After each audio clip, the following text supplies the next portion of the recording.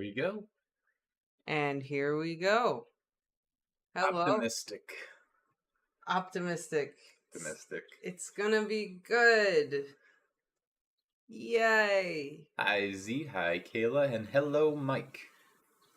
And Mike, your bunny is so cute. It's true, you did, melt when you saw it. It's so cute. I did melt a little bit when I saw it. It is very baby. Very itchy. Hello, Patrick. Welcome back. Well, Z, glad we could help keep you entertained while you do your makeup. Oh, yes. Always nice to be entertaining. Oh, man, by the beach again? Man, you know how to make me jealous. I know, right? Hello, Katie. Welcome, welcome. For the first time in a long time. Mm-hmm. Dan, here we go. Alright, I just gotta get all my itchiness out of the way. Sorry. It's itchy today. Working with all the animals. Working with all the animals, it makes you itchy. Oh no, did you catch fleas? No, the goats don't have fleas. I know, I'm just kidding. Yeah, Dan, whatever. Someday. Maybe someday. We could have a kangaroo sanctuary on the beach.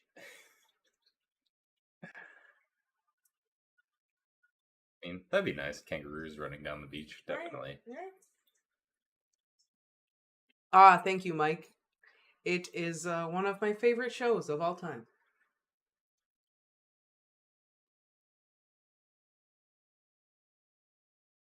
You've never watched it, though. You say this. I haven't watched it since we've been together, but I used to watch it all the time. Had all the seasons on DVD. Oh, you do? Really? Oh, yeah. Oh. Yeah, or I did at one point. The Golden Girls, Kayla. It is the Golden Girl. Waters. Some of the best burns ever are from that show. They're just so savage. Should we just get right into it? Our generation have vivid memories of watching it as kids. Yes, I grew up watching The Golden Girls with my mom all the time. See, Dan, the difference is Golden Girls is good. Gilmore Girls, I don't know about that. Just kidding. I've never watched Gilmore Girls. It could be good. I don't know. Okay. Should I just start? Should we just get right into it? Sure. All right, here we go. To sum up last time, Remus was sad. Last time, Remus was sad. And a jerk to Sirius. And we determined that we think Sirius can do better and is in a toxic relationship. Oh yeah, and Sirius's mom wrote back finally. Remus's mom wrote back finally. That's why I said I don't know if the Gilmore Girls is terrible. I won't knock it. I've never watched it. Alexis Bledel is actually in The Handmaid's Tale. And she's really good in it.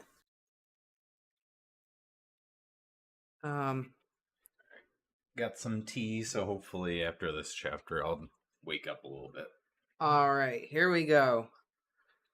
Are we all ready? Let's see what happens this time. Chapter 139, 7th year, Drunkards. I swear, if they get drunk and get back together. All right. They didn't break up. Well, they had a really nasty fight. They should break up. Oh, I agree, but okay, they're still together. Better get yourself together, darling. Join the human race. How in the world you gonna see? Laughing at fools like me. Who on earth do you think you are? A superstar? Well, right you are. We will all shine on like the moon and the stars and the sun. We will all shine on, everyone. Come on. I wasn't feeling that one. I was gonna say, you kind of phoned that one in. Yeah, I wasn't feeling that one. That's okay. Right, pub then, Lily said, businesslike once more. I think we better go back to Hogsmeade, don't you? I don't fancy our chances of apparating back to Scotland drunk. Yeah, good plan, Remus nodded, wiping his nose on his sleeves, still sniffling. Where's James? Right, that is the next chapter, isn't it? Or is it the one... Oh, no, I lied. That is not the next chapter. I am so sorry, everyone. Ooh, so you get to sing that one twice. Yeah, I get to sing that one twice. Sorry. A little ahead of yourself. I was trying to finish the story faster. My apologies. Chapter 138. 7th year. Hope. How appropriate we start on this chapter. This one's actually a poem, not a song. Oh. Okay. They fuck you up, your mum and dad. They may not mean to, but they do. They fill you with the faults they had, and add some extra, just for you. But they fucked up in their turn, by fools in old-style hats and coats, who half the time were soppy stern, and half at one another's throats. Man hands on misery to man. It deepens like a coastal shelf. Get out as early as you can, and don't have any kids yourself. Ms. Hope Jenkins. Remus choked on his fag, then dropped it, burning a hole in his trousers. Yelping with pain, he leapt up, patting wildly at the hot patch on his thigh. Remus! Lily stared at him, alarmed. Are you all right? Yeah. He picked up the cigarette and tossed it out the window. He'd scrunched up the little envelope in his other hand. He stuffed the crumpled paper into his pocket. Just nipping to the loo. He hurried in the little bathroom and slammed the door shut, trying to regulate his breathing a bit. Okay. He ought to have expected this. He was the one who'd written to her, after all. Remus pulled the letter out of his pocket and smoothed it out. He couldn't have opened it in front of Lily and James. It might say anything, and he was so unprepared. He bit his lip. He wanted another cigarette badly, but he'd just chucked the last one out the window. Typical. He peeled open the envelope slowly, taking care not to tear it, as if it might mean something. The paper was tissue thin, and he unfolded it gently. The handwriting was more recognizable now. He knew it from the original letter, written all those years ago, except now it was more spindly, noticeably crooked, as though the hand had been shaking. Dear Remus, I am so sorry it has taken me so long to reply to you. I'm afraid I have been unwell and have not been at home to receive post. I am so happy to hear from you. I am sorry I cannot write more, my darling, but I would love to hear how you are getting on. Please write again to the address below. Love, Mum. Remus's own hands were shaking now. Love, Mum. What the fuck did that mean? He felt rage creeping up on him, ready to swallow him whole. The spat with Sirius faded into insignificance. Now he was truly furious.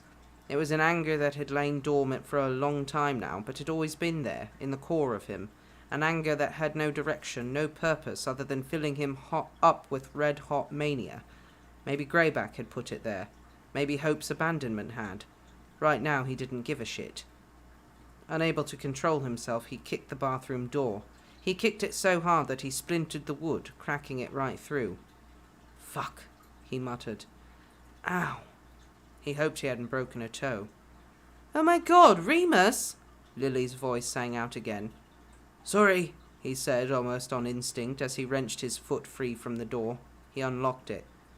James was standing right there, his eyes big and wide, Lily just behind him, as if he was shielding her from Remus. Look, what the bloody hell are you playing at? James said, his voice hard. Look, if you've had a tiff with Padfoot, then sort it out between you. Don't start tearing our room apart. Sorry, Remus said again, feeling quite small. He'd never been told off by James before. It was scarier than he expected. "Remus?" Lily pushed her boyfriend aside impatiently. "What's wrong?" He shook his head, looking down at the letter in his hands. His shoulders slumped. He was still breathing too hard to be able to speak. He handed it to her.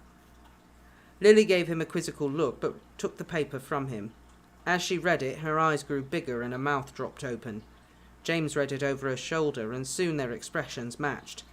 Remus couldn't seem to get his breathing under control. He wasn't quite sure what was happening. His chest grew very tight, as if all the air had been sucked out of the room. He suddenly felt very hot and very dizzy, and he was seeing stars. He stumbled, clutching the doorframe for dear life. "Remus?" Lily's voice came to him in an echo, as if he was at the bottom of a deep well. Her soft hands were on his shoulders, and she guided him down toward the floor, which was a good thing, because his legs had decided to give up. He started rubbing his back slowly and was speaking very calmly. "Deep breaths, Remus, do you hear me? In through your mouth, then out through your nose, okay? With me. 1, 2, 3... He didn't know what sort of magic that was, but it started to work, and after 10 deep breaths he began to feel normal again. His vision clearing, he looked up. Lily was sitting beside him on the dusty bedroom floor. James was standing over them, looking worried. He had the letter. "Thanks," Remus said, still short of breath. "Sorry, I don't know what happened there." "My sister has funny little turns like that all the time when she gets anxious," Lily explained. "Got anything sweet? She normally has a biscuit after the worst has happened." Yeah." Remus delved into his pocket for the chocolate frog Sirius had given him earlier. He unwrapped it and bit the head off quickly. His mouth filled with rich sweetness, and he really did feel much better. He tried to get up, and James immediately offered a steady arm to help. "Sorry I had to go, Mooney," he said, still sounding worried. "I was a right dick." "No, I shouldn't have broken the door," Remus replied, carefully brushing his trousers down and walking to his bed to sit. "Oh, that's nothing." Lily got up and withdrew her wand. "Reparo, see?" "Can I have the letter back?" Remus asked weakly. "Yeah, sorry." James hurried to pass it back. Remus read it again. His stomach tightened, but he didn't get dizzy again. "Love, Mum." "I didn't know you'd sent a letter," James said. "I didn't know you even knew where she was." "Your parents helped me," Remus said, still rereading it. "I only told Sirius about it." "Oh, love." Lily came to sit by him. She squeezed his hand. "Are you going to write back?" Remus looked up, staring ahead. He'd made a decision. "No, I'm going to see her." "Oh!" Lily squeaked. "Yes, of course. I bet McGonagall would help you arrange it for the weekend, maybe." "No," Remus shook his head. "I'm going right now." "What?" James said. "I've waited long enough," Remus said. "I've got the address. I'm going." "Remus, don't you just want to have a think?" Lily started. "No," Remus said, pulling his hand away from her. His hand brushed against the cigarette burn on his leg. Bugger. Where was he going to get another pair? Better try a mending spell once he'd calmed down a bit. He got up and went to his trunk to find a clean pair of trousers. Couldn't meet his mother with cigarette burns on his clothes, could he? "No thinking," he said to Lily. "She's in a hospital. God knows why, but I might not have long." He undressed without even thinking. Lily looked away quickly, blushing, but he didn't care. "Prongs," he said. "Can I have your cloak?" "Of course," James nodded without hesitation. "Thanks. I'm going to try and apparate from Honeydukes, I think. Shouldn't be gone all night. I can be back before curfew, I bet." "Good plan," James nodded. "How are you going to get to Honeydukes?" Lily asked, looking very confused. Remus looked at James curiously. The other boy gave a sheepish chuckle and pushed his glasses up his nose. There's a sort of a secret passageway." Less than half an hour later, they'd passed the hunchbacked witch statue and were about to begin the journey to Hogsmeade. They'd hurriedly dressed in Muggle clothes, something Lily had suggested almost at the very last minute. James had wanted to tell Sirius and Peter, but Remus refused. Peter couldn't apparate anyway, and Remus didn't have room for Sirius in his head right now. Luckily, James respected this reasoning. "How many more secrets do you lot have?" Lily was whispering, staring about her as they progressed along the dark tunnel.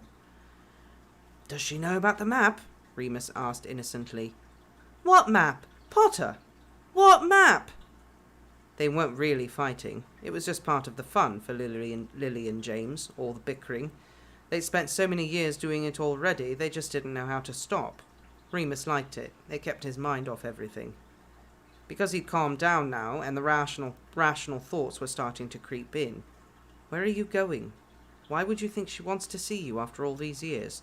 You'll get caught out of bounds and expelled, and you'll drag Lily and James down with you. And Sirius. He wanted more than anything to have Sirius nearby, if only they weren't fighting. Perhaps he'd brought this all on himself, invoking Sirius's mother like that. Oh God, what if Hope was like Walpurga? But he pressed on, because he'd come this far now. Soon enough they were in the cellar of Honeydukes, and all memorizing the hospital address, preparing to apparate. That part was easy. Remus was so full of emotions and adrenaline that he'd barely had to turn his head, and he was whooshing through space, following the current of magic toward Cardiff. Lily and James landed moments later, holding hands. "This is Wales, then," Lily said, looking around at the quiet city street they found themselves on. "Never been before." "Me neither," James and Remus replied in unison. "Let's look for the hospital, then," she smiled. She dropped James's hand and took Remus's instead, half leading him to the end of the road. They'd overshot by only a street or two. The main building was ornate, old and red brick, the rest of it 60s grey concrete. It had that cold institutional atmosphere which reminded Remus too much of St. Edmund's. "Right," Lily said brightly, facing a large map of the building beneath a signpost pointing in various directions. "It was Sparrow Ward, wasn't it? So that's, over here." She set off again, and Remus was so glad she was there, because everything in him was telling him to run away and never look back. Sparrow was in one of the concrete blocks. They stopped outside. "Lily, James," Remus said, holding them back. "Do you mind not coming with me? I want to do it by myself. Sorry." "Of course," Lily said. "Of course," Lily said, patting his shoulder. "We'll wait right here. Right, James?" "Okay," James nodded carefully. "Mooney, are you sure you don't want me to get—" "He won't come," Remus said with absolute certainty. "You were right, we did have a fight. I was awful to him. I said some really shitty stuff. He's angry and he's got a right to be." "Yeah, but still—" "It's fine, Prongs," Remus reassured him. "I'm okay. I'm fine. I'm going in now." "Good luck," Lily smiled. He nodded grimly and approached the revolving doors. Inside the hospital there were signs pointing in all sorts of directions, and 3 times Remus had to turn back on himself because he'd taken a wrong turn or gotten the wrong lift somewhere. It was an awful place. It stank of sickness and piss and disinfectant masking blood and death. Remus's nerve was weakening by the moment. Finally he passed through a set of double doors with Sparrow printed neatly above in blue and white. It led to a quieter corridor with a nurse's station at the end and lots of light open rooms with neat rows of people lying in bed. Remus shuffled along to the nurse's station, trying to get a look at the names of the patients listed on the wall. "Who you looking for, lovey?" a plump nurse asked him with a pleasant smile. Hope Jenkins," Remus mumbled. "Ah, relative, are ya?" "Yes, I'm her son." "Oh, she'll be so pleased. She talks about her kids all the time, does Hope. Just follow me, pet." He didn't have time to be stunned by this latest revelation that his mother had kids, plural. Speechless, Remus followed the nurse down the squeaky green lino corridor onto a ward with 6 or 8 beds in it. She led him to the far window where the light poured in. "Hope, my love, you've got a visitor. Your boy's come to see you. Isn't that nice?"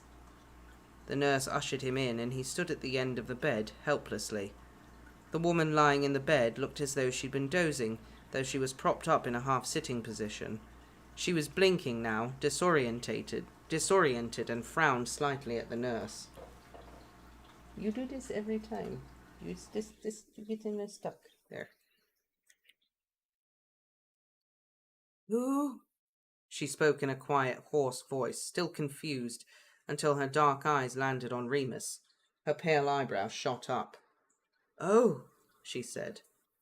Hello, he waved, feeling stupid. I'll give you two some privacy, the nurse was saying now, drawing the pale hospital curtains round the bed. Can I get anyone a cup of tea? No, thank you, they both replied, still staring at each other. She was very small and very frail. Skeletal even, her bones and tendons showing through the skin. She looked much older than Remus had imagined, but perhaps that was just the illness. Her face was sunken and had a morbid skull-like quality.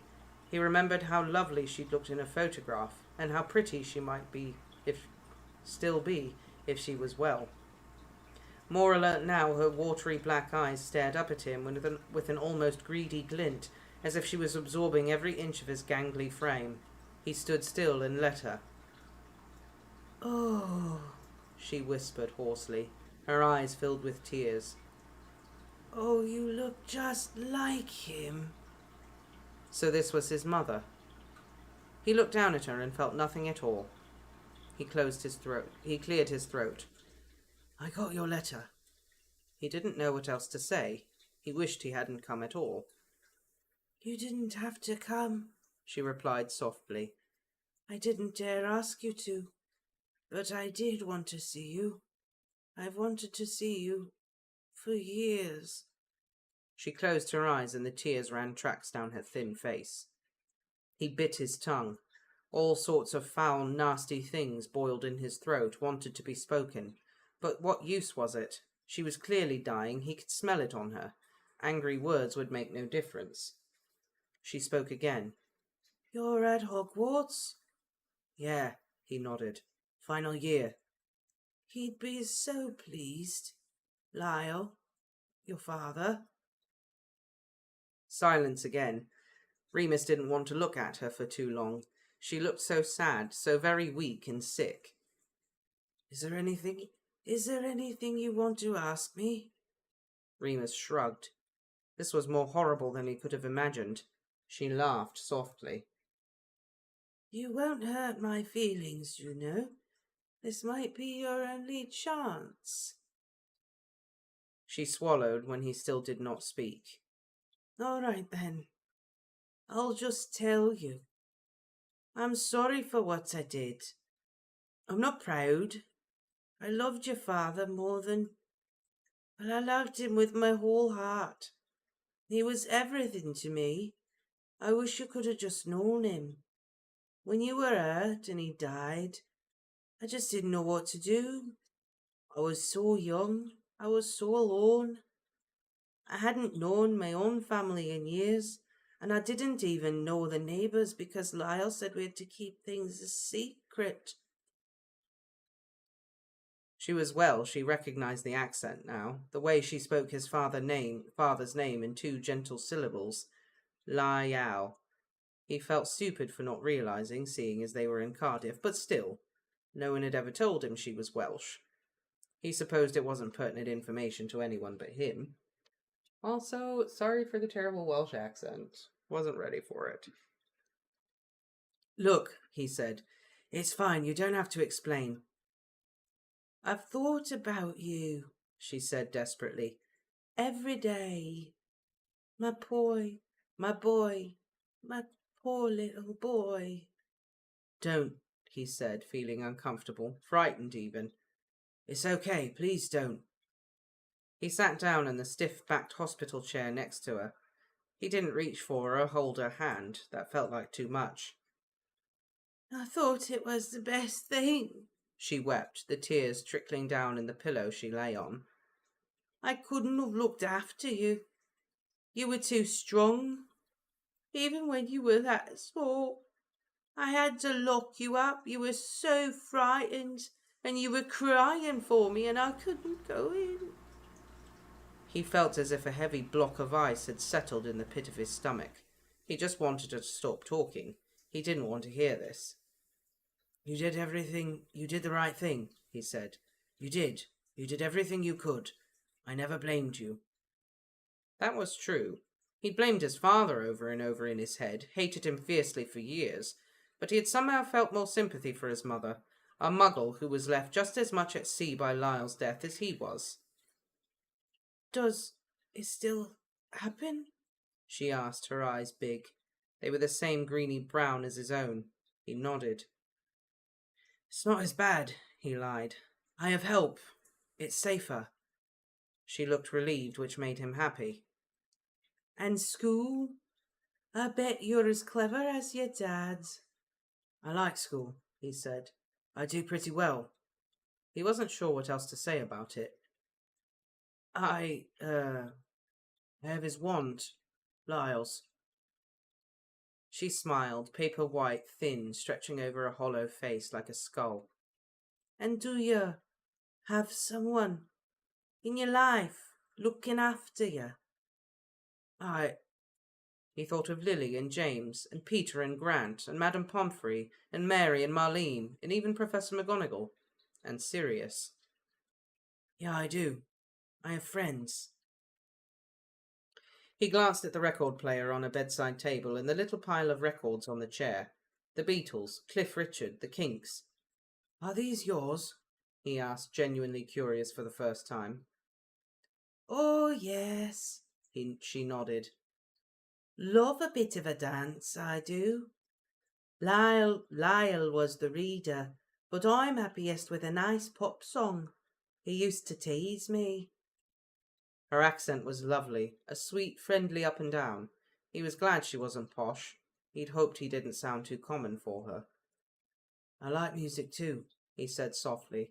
He couldn't bring himself to raise his voice, but she didn't mind. David Bowie, mostly.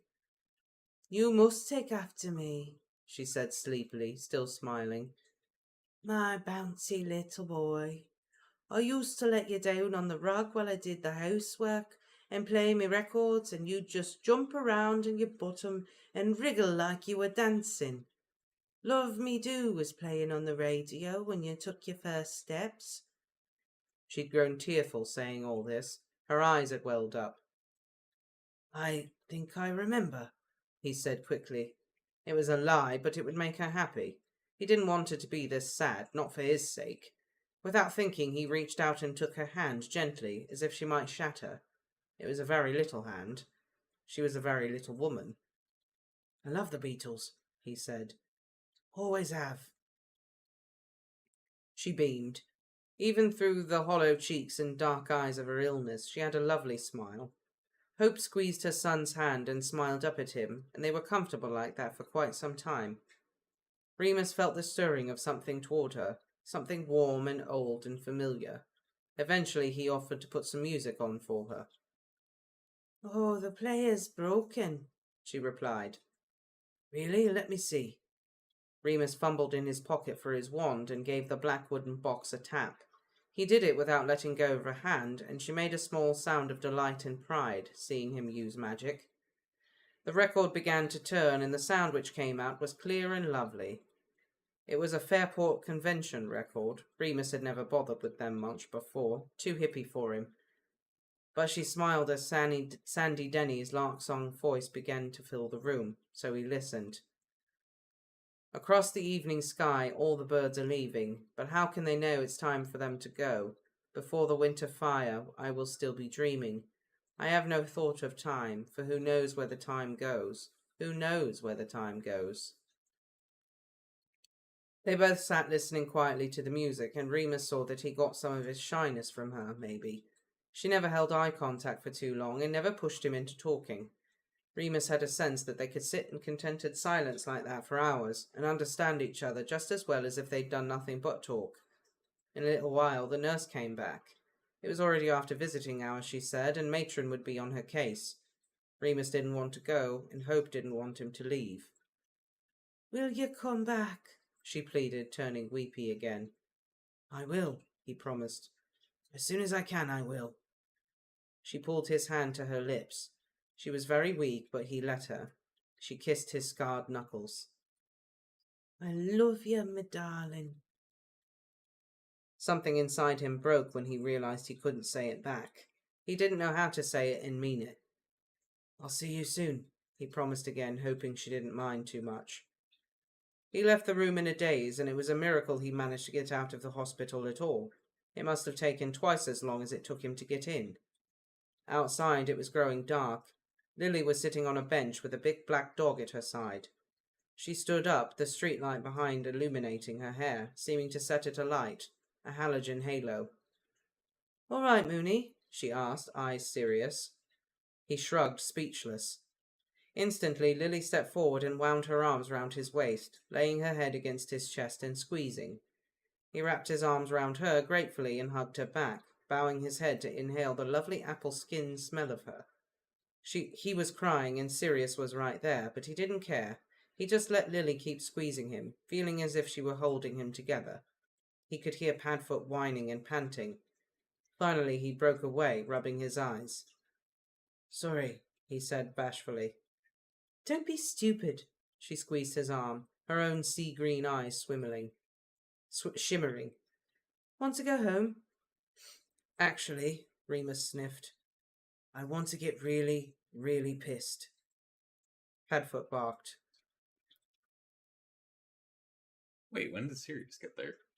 James must have left to go and get him. I guess so, but why did James leave? James wasn't there. Either way. Much better chapter than the ones we read before. Yeah. So, good one to start on. We're being optimistic today. I mean, much better than the last chapter, that's for sure.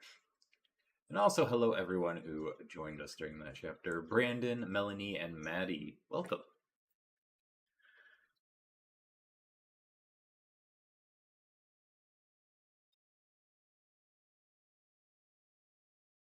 Right, Sirius should be the first one on his mind. That's what they're all talking about. You would think, but...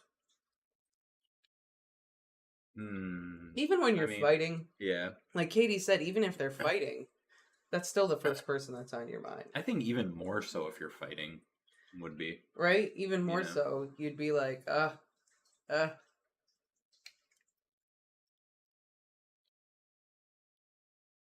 just fought with this person. I gotta go tell them quick, life's too short. Right? I love them.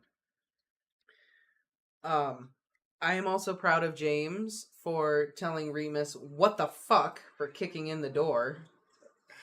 Yeah. Like, dude, just because you're upset doesn't mean you get to destroy furniture. Yes, I agree, but at the same time, they are wizards and Lily just reparo, That's an excuse for bad behavior. Yeah. Okay, yeah, but still, it's not that big of a deal.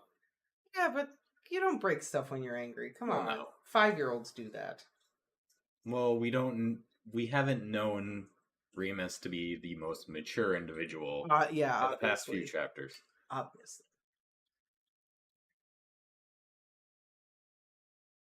Hi, Anna, and yeah, at least something happened this time.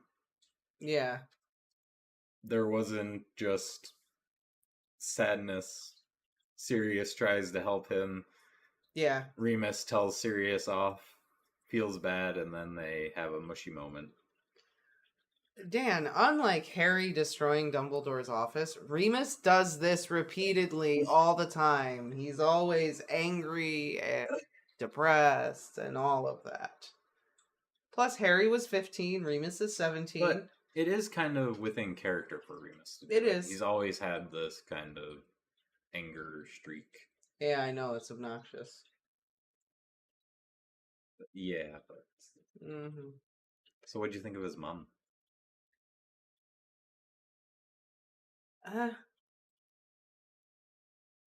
It's okay. Yeah, that's kind of how I felt. I thought it was well written. I just thought it was very abrupt and kind of thrown in there.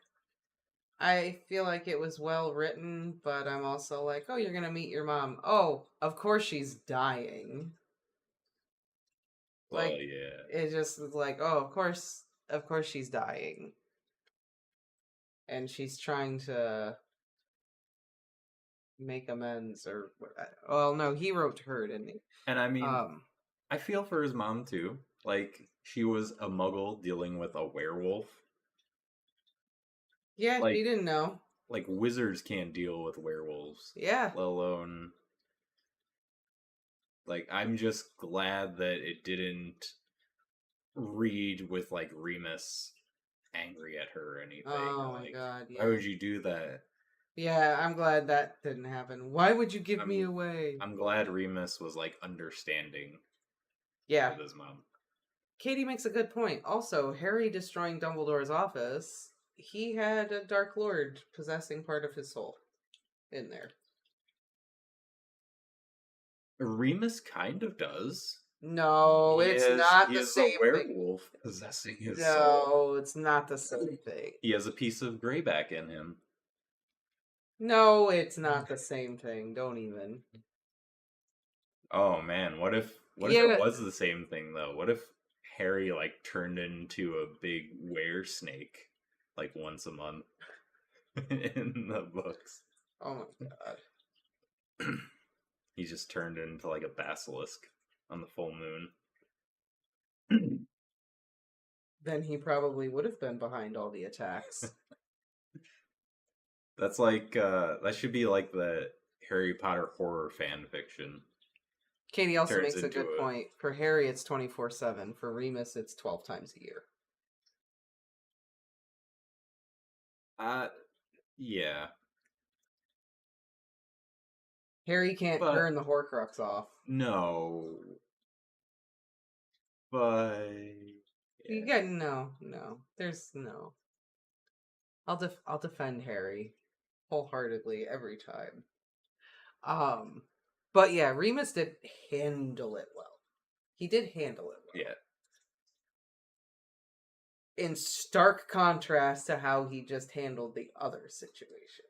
That's what I mean. Like, after the last live stream and how he was handling all these situations he's coming across, I was kind of expecting another, how could you do this to me?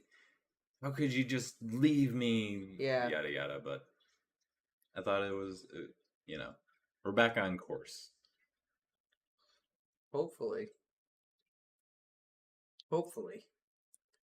And maybe this is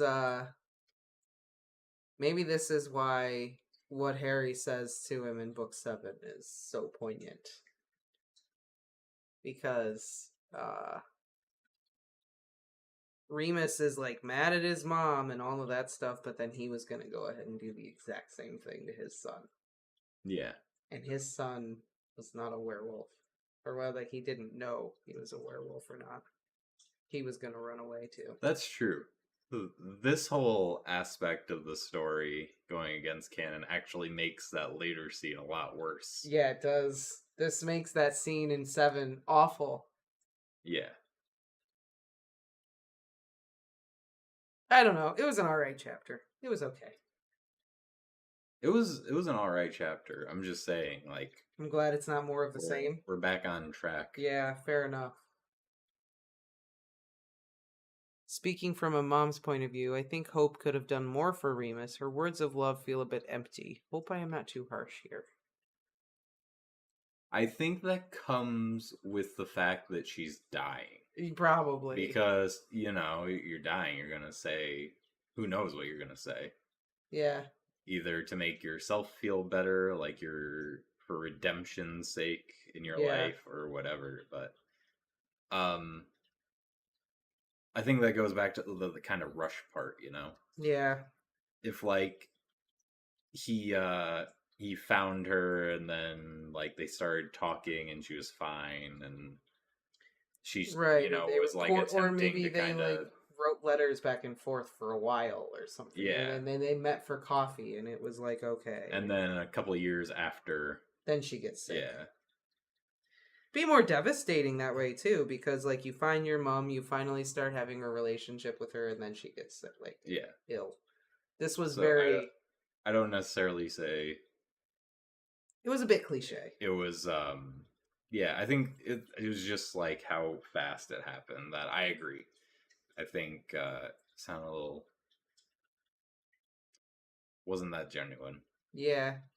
It was a little cliche, like, oh, you're gonna meet your mom. Oh, she's on her deathbed. Okay. Mm. Like, and I don't know. I mean, I guess trying to think what else she could have done. I guess the big thing is why send him to a Muggle orphanage? Don't you think? I mean, there's got to be some sort of like wizarding orphanage or something like that. I don't know. Yeah, I don't know. Yeah, but how would you know? Well, in most circumstances, how would you know if you're giving up your child that young? How would you know if they're a witch or a wizard? But he's a werewolf. I said in general, not him. Oh, but like, we are talking about him. I know, but I'm saying like Lord Voldemort. How would they have known he was? But we're talking about him. We knew his mom knew that he was a wizard, and she knew that he was a werewolf. So why wouldn't she try to find some form of like wizarding establishment? Right, but maybe there aren't that many of them. Or that's true. Because at that age, like giving up babies and stuff, you don't know if that child is going to be a witch or a wizard. I'm saying for the rule, not the exception. You know what I mean? And I mean, I guess she did say in the beginning that she's dealt with some wizards before. Yeah. When Dumbledore comes to visit the orphanage for the first time and talk to Remus. Yeah. So maybe that's the closest thing they could find. Yeah. Oh, the matron's brother was a wizard. Oh, okay, yeah. So I also maybe agree that was the closest thing they could get to a wizard orphanage. Maybe. I actually just heard Bailey bark. I'm gonna see if he wants to come in. It would have been. It definitely would have been more impactful if there was more build up to this. Yeah. It just kind of came out of nowhere a little bit. Well written, but rushed. Also, I think Sirius should not have come. I think Sirius should still be angry. Just throwing it out there.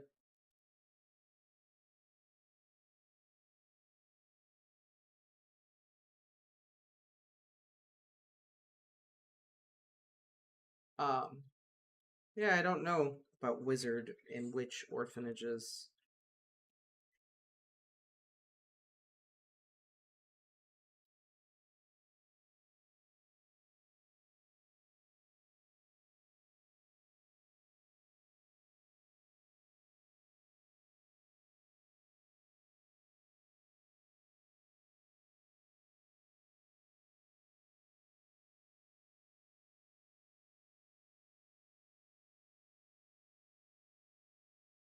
Oh my god. I don't know if I'm ready for this next chapter.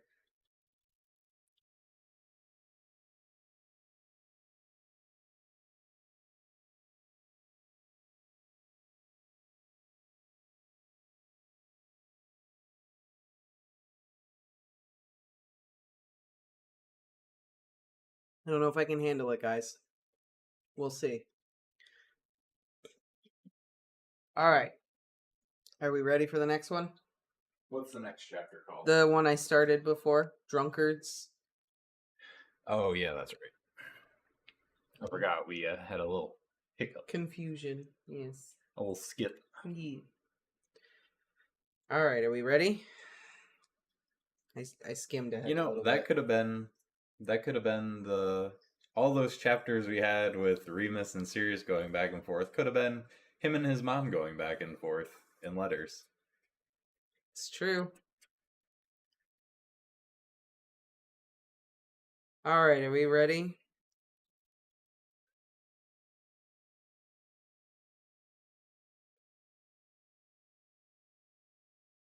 I'm ready. Okay. Chapter 139, 7th year, Drunkards.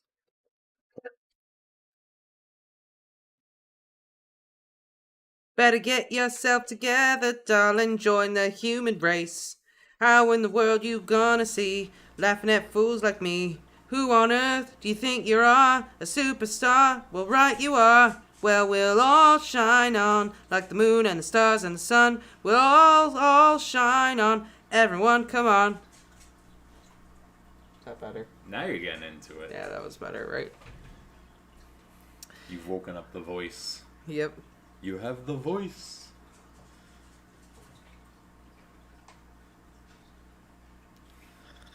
Right, pub then, Lily said, businesslike once more. I think we better go back to Hogsmeade, don't you? I don't fancy our chances apparating back to Scotland drunk. Yeah, good plan, Remus nodded, wiping his nose on his sleeve, still sniffing. Where's James? Well, we realised it was going to look really suspicious if both the head boy and the head girl were missing, Lily laughed. So he went back to cover for us. He sent Sirius. We both thought... It's okay, Remus nodded. He finally turned to address the dog sitting patiently by. Sirius? He transformed back at once and stood there looking awkward, rubbing one arm with the other. Hello, Moony, he said softly. Hi, Remus nodded back, suddenly very shy. Oh, Remus, I forgot! Lily broke the atmosphere. She handed him a small, square cardboard box, a carton of silk cut. James's idea, she shrugged. Lifesaver, thanks. Remus accepted them gratefully. I'd better go get in touch with him, actually, Lily continued, glancing between the two boys. Black, give me the mirror. I'll go down and let him know where to meet us. Sirius handed her the compact, and she smiled at them both before walking a little ways away, so that she was just out of earshot. Remus sat down on the bench, opening the box of fags with his teeth, then pulling one out. He held it up to Sirius. Light it for me. I'm so nervy it'll probably blow up in my face. Sirius clicked his fingers and the cylinder lit. Remus sucked on it appreciatively. Sirius sat next to him. Moony, I'm... Sirius. They both tried to speak at once, then smiled at each other timidly. Sirius, Remus said. I'm sorry. I was a twat. You were, Sirius nodded, taking a cigarette of his own. But you weren't completely wrong. Nor were you, Remus sighed. I don't know what's wrong with me. There's nothing wrong with you, Remus. Sirius touched his knee gently, looking him in the eye. He was in Muggle clothes, which was a nice change, Remus thought. Black jeans and his black leather jacket. Remus smiled. You look really good. So what else is new? Sirius stuck out his tongue. He turned solemn again. I couldn't believe it when Prongs told me about the letter. I felt like shit for shouting at you. I just wanted to make sure you were okay. Then he said you'd gone. Sorry, Remus replied. I just had to get here straight away. I didn't even think. I wouldn't have either, Sirius admitted. Though actually I don't know if I would exactly rush to my mother's bedside. Remus snorted half-heartedly, then they were both quiet for a bit, thinking about their mothers. What's she like? Sirius asked finally. Remus considered this carefully before answering. He tried to recall her voice, her eyes, the way her hand felt in his. She's nice, he said. I think I like her. All right, you two, ready? Lily returned, obviously having judged them suitably made up. Yeah, they replied, smiling. They ended up in the Three Broomsticks, all five of them. James had brought Peter down from the castle with him. 3 fire whiskies in, and Remus was feeling pleasantly warm and loose, grinning dopily as his friends made a racket for his benefit. No one asked him any questions, which was perfect. They just drank and laughed and talked like real teenagers for once. This map is some of the best magic I've ever seen, Lily marvelled after studying it for some time. And you only use it for pranks? What else would we use it for? Sirius raised an eyebrow. You've even got the moving staircases, Lily exclaimed, clearly delighted. That was one of mine, Remus said eagerly. It was all yours, Sirius said. The whole thing was your idea, Mr. Moony. Yeah, but you lot did loads of work on it.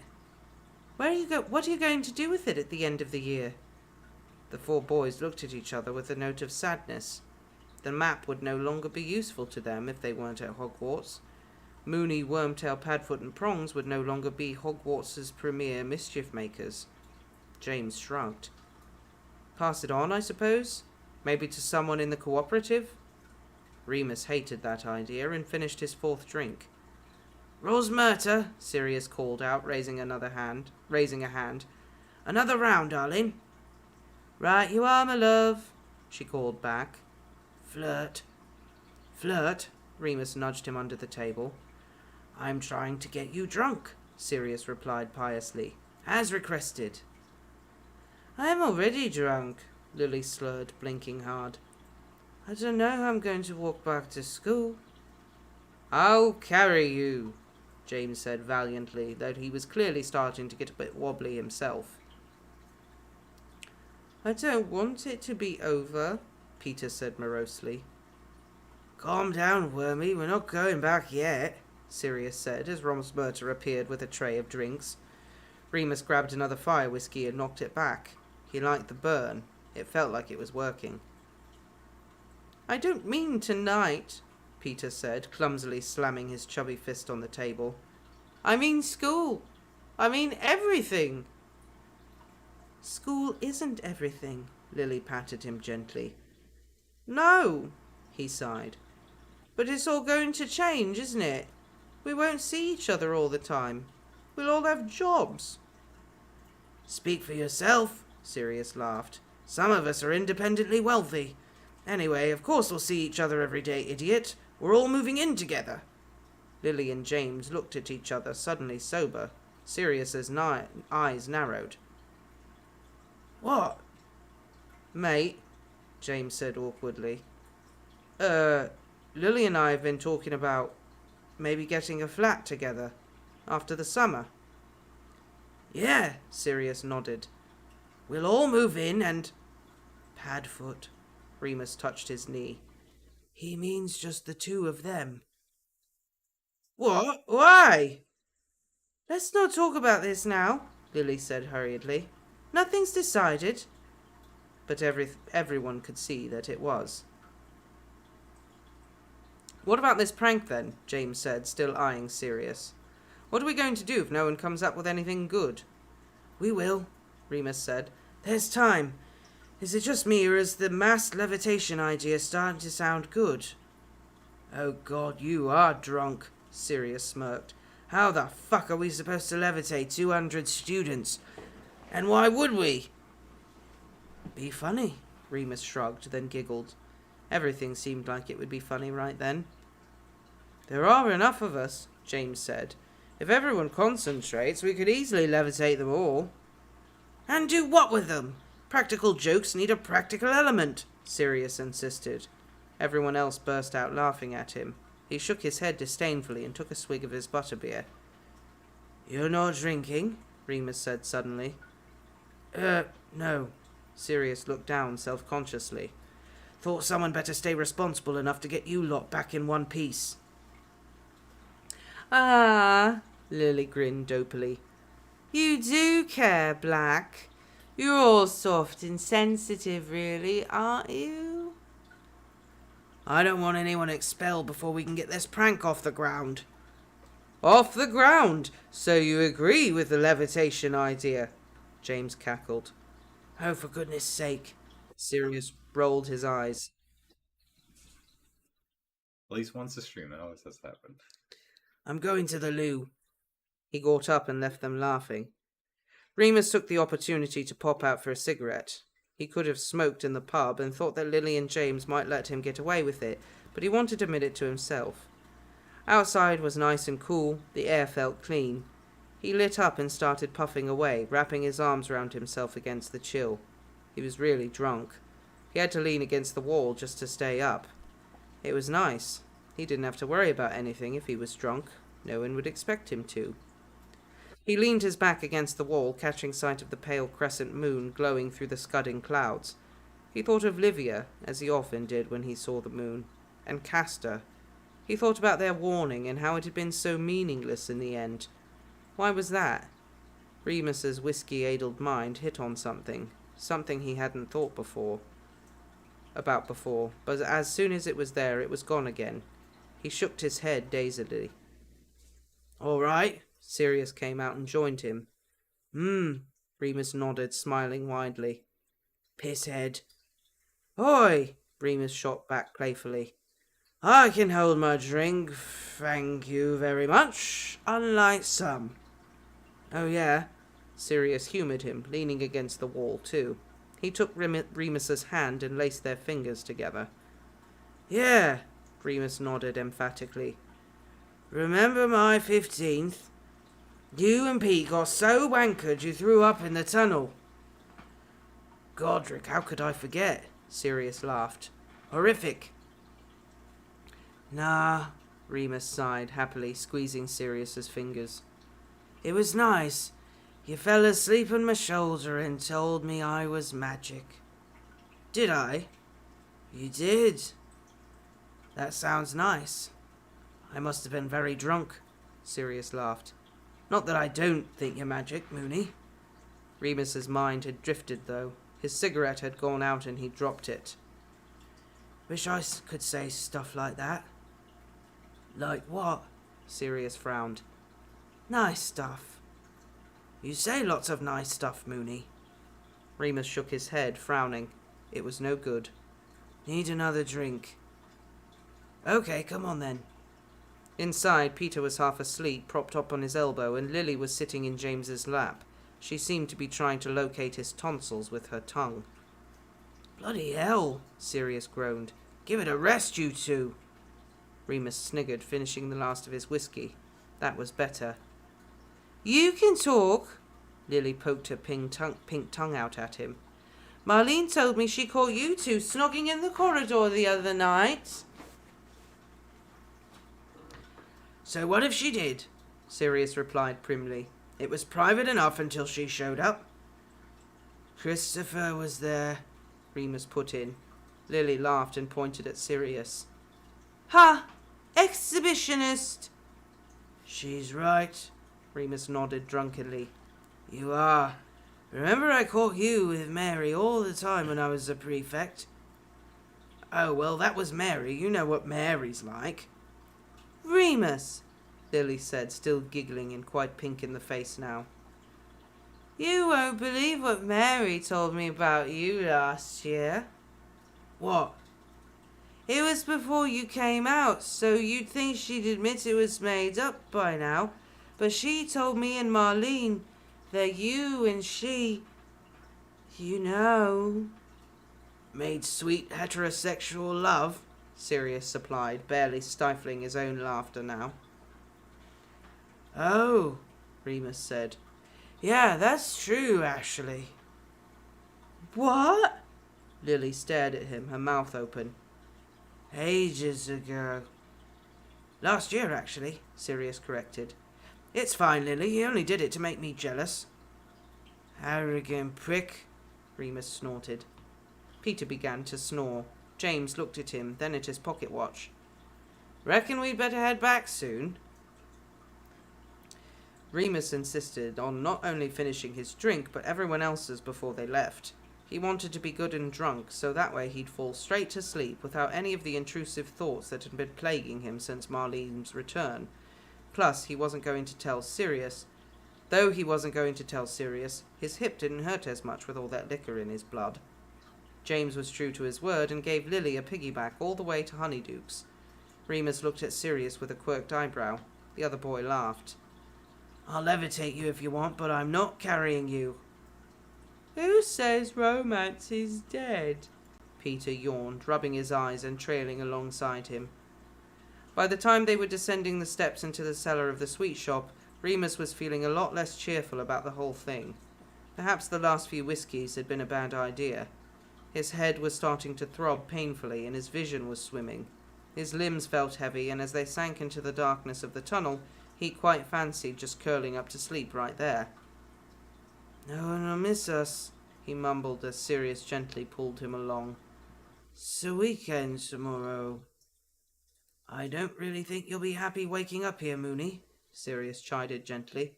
Trust me. I trust you, Remus replied, his mouth thick with saliva. It was all right for Peter. He'd transformed into a rat and curled up to sleep in Lily's pocket. He's so good at that, Sirius marvelled. I can't transform drunk.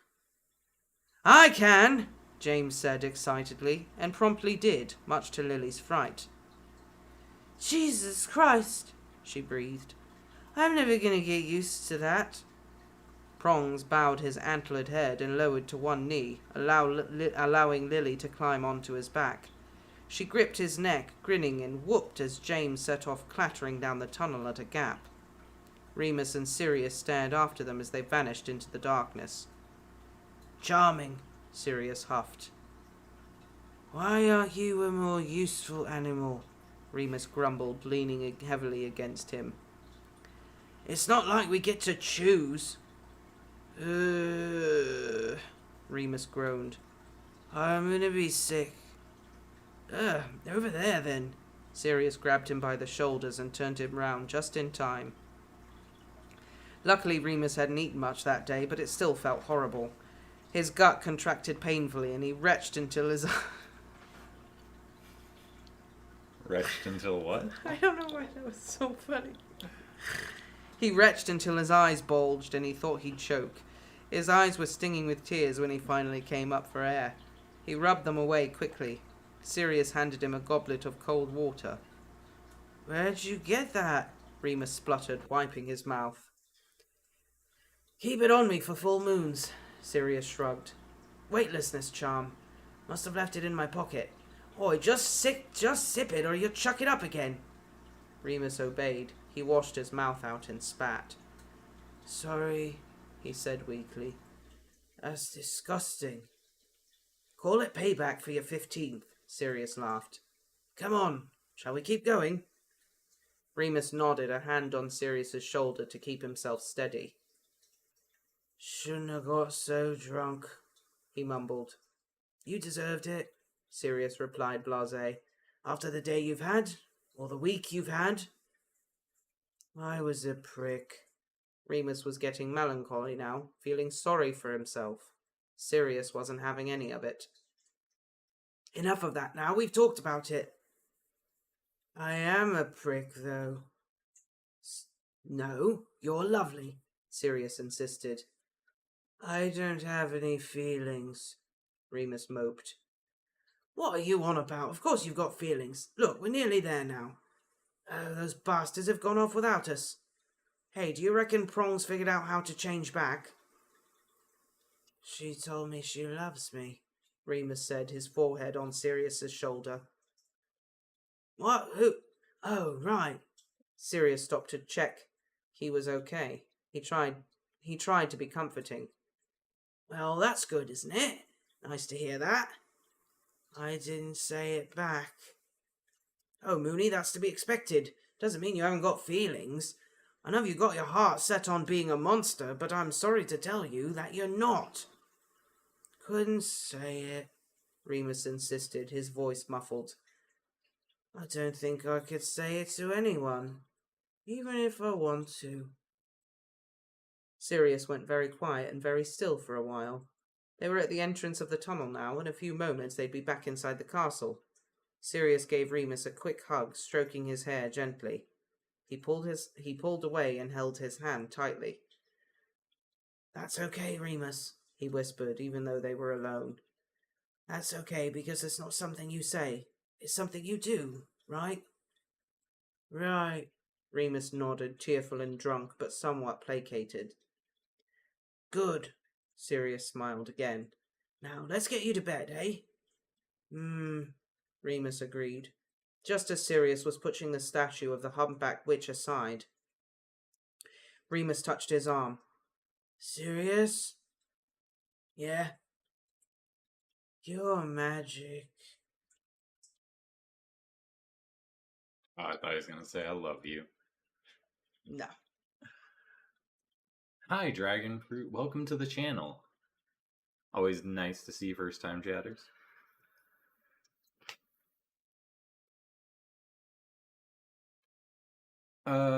Okay, so, I don't know. There wasn't a lot on that one. Just kind of an in-between. All sad last year of school. Get it? It's like senior year of high school. Yeah, Peter's definitely devastated about it. Mm-hmm. So devastated, he's gonna go on to murder James and Lily. Yeah. Great. A chapter. Real devastated. Yep. I really feel like that makeup was not well earned at all. No. Remus got off very easy there. Alcohol. I'll do that. Sirius wasn't drunk, though. That's true. I think Sirius forgave him way too fast. Remus insulted him horribly, called him Mr. Tell Me a Fucking Secret. Yeah. Yeah. Yeah, Remus was awful to him. Brought up his mom. Yeah, and then Sirius was like, oh, your mom wrote you a letter. Oh, it's okay. You're the best boyfriend ever. No, he's not serious. You deserve better. So much better. God. Oh, no. Get it quick before it drips on the computer. No. I don't have anything.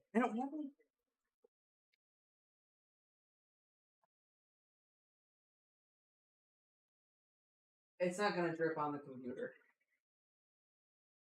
Like, it's too... No, the computer is too far away. Whoops. I made a mess, I'm sorry.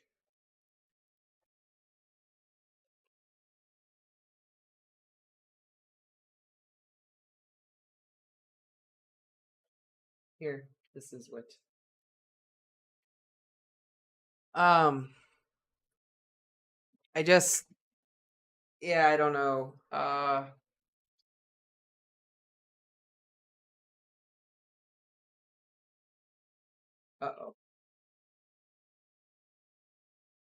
Yeah, I think that's done for. Well, yeah.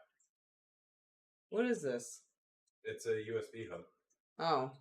So I had it so I have even more USB ports. I'm sorry, love. Whoops. No, there weren't any on the art table. I don't know. I just feel like that makeup was not I feel like okay, here maybe I'm just being too something right now, but I feel like Remus and the way he acts almost is making Sirius think like, oh no, it's fine. I was in the wrong too. Like it's got like kind of abusive undertones. Does that? That's what we talked about last time.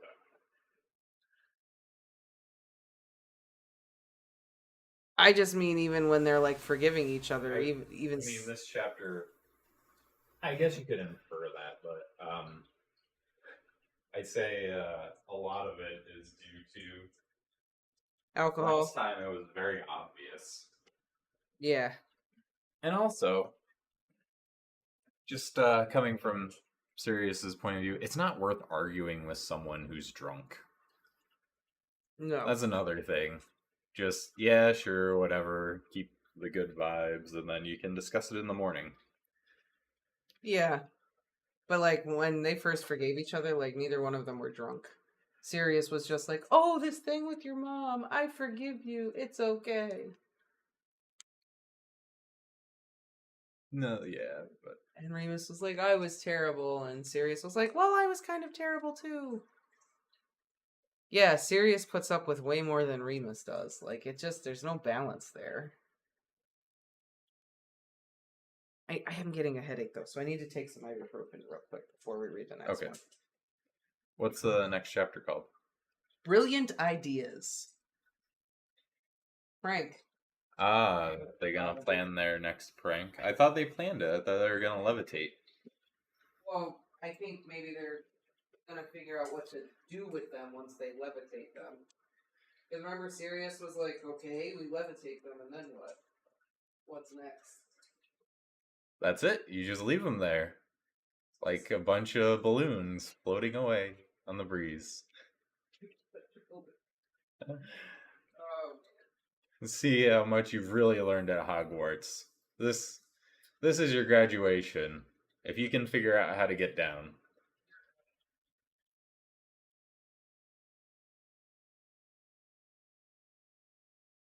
Yeah, way too patient. what's that? You know, well, honestly, Sirius is like a lovesick puppy. Maybe that's part of it, you know? It's like that dog loyalty. Yeah. Oh, that's terrible.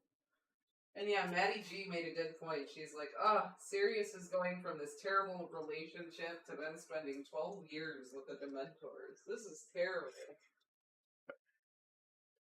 Or maybe just do the floating spell on the Slytherins and just let them float away. Voldemort will get you down. See you later. That's how they learned how to fly. It was because of the prank. Oh, only Voldemort learned how. No, Snape learned. Snape. But none of the rest of them knew how to fly. And then, what do you think they're going to do with the map? I have a theory. I think they're going to accidentally get caught so that Filch has it. So that it'll be locked away. And only a true master prankster will be able to get it. So it will have to go to someone worthy to scam it away from Filch. Sorry, they've already said Remus doesn't want it. Remus is like, I don't want to give it to anyone. That's what I mean. That's why if you give it to Filch, then the only person who can get it will be a master prankster. Someone who hates Filch as much as they do. AKA Fred and George.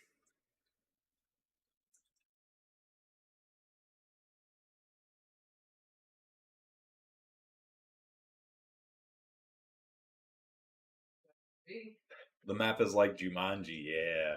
Oh man, the Marauders should have had it play some drums when people were near.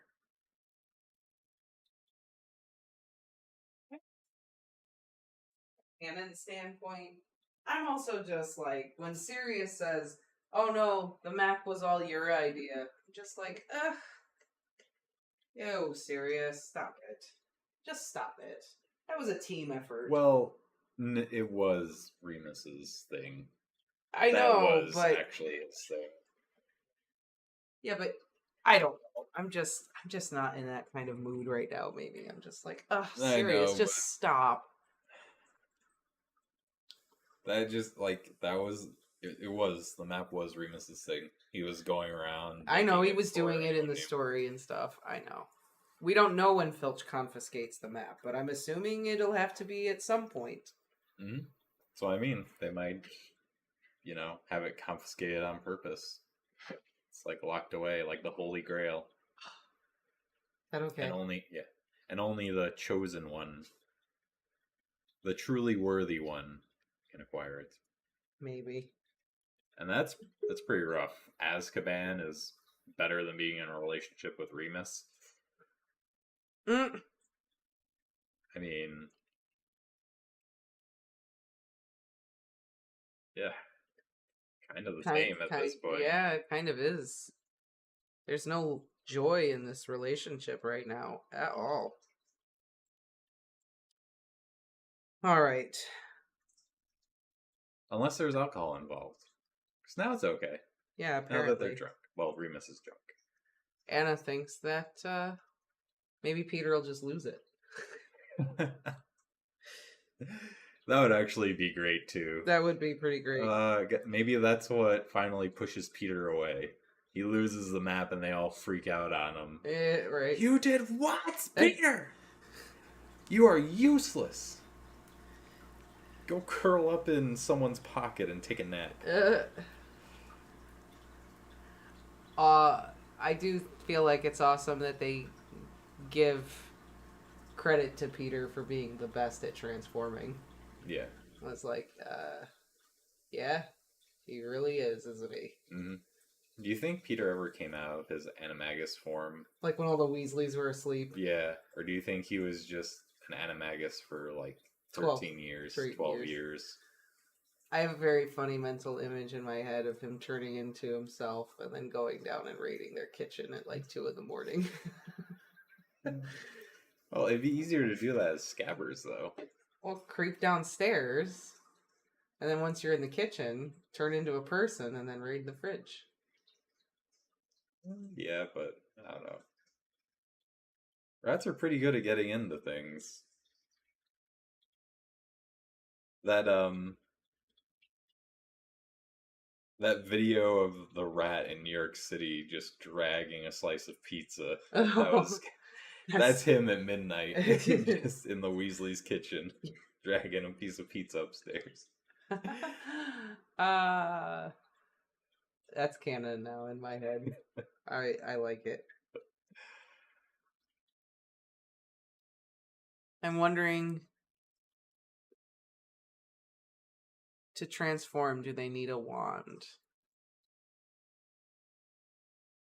I don't think so.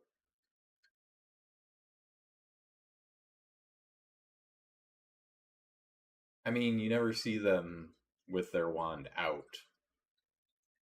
You know, I'm sure they still have it on their person. Like, all wizards always keep a wand on them. Yeah, but doesn't Peter's... Turning back, they don't need it. But I'm pretty sure, doesn't Peter, like, steal someone's wand in order to turn back into a rat? No, I think he steals the wand and, like... What does he do? He, like, attacks someone with it. I think he steals... In 3, he steals a wand and then turns into a rat and runs away. Yeah, but I think it was to distract Sirius or something long enough. Okay, here's another issue I had with the movie, and then we can get on to the chapter, but this is on point with this discussion. Okay, so I'm fine with either they transform and their clothes transform with them, you know, and then they get bigger and they're fully clothed. Yeah. Whatever, like McGonagall does. But Peter Pettigrew transforms from the rat into the person and has clothes on, and then when he transforms back to the rat, his clothes stay big. Yeah. Or am I getting that wrong? No, that is what happened. That is what happened. All of his clothes stay big in the movie. Yeah. Yeah, that's messed up. So when Peter when Peter turns back into a person later, he's gonna be naked. Yeah. But why did he have clothes in the first place? Yeah, that's a movie mess up. Big time. Like, just consistency. I really don't care whichever you do. But no, there wasn't any consistency. Katie's like, yeah, that bugged me. Right? Yeah, that made no sense. Because Sirius turns into a person. When Sirius turns into a person and back into the dog again, he doesn't lose his clothes. Exactly. What the heck? And I get it. Like, he can argue, well, their clothes shouldn't shrink or whatever, but it's also a kid's movie, so they got to, which is fine. But yeah. That and the Polyjuice voice change, but not for Barty Crouch's Moody. Ah, yeah. That's true. That's very true. So, yeah. Inconsistencies.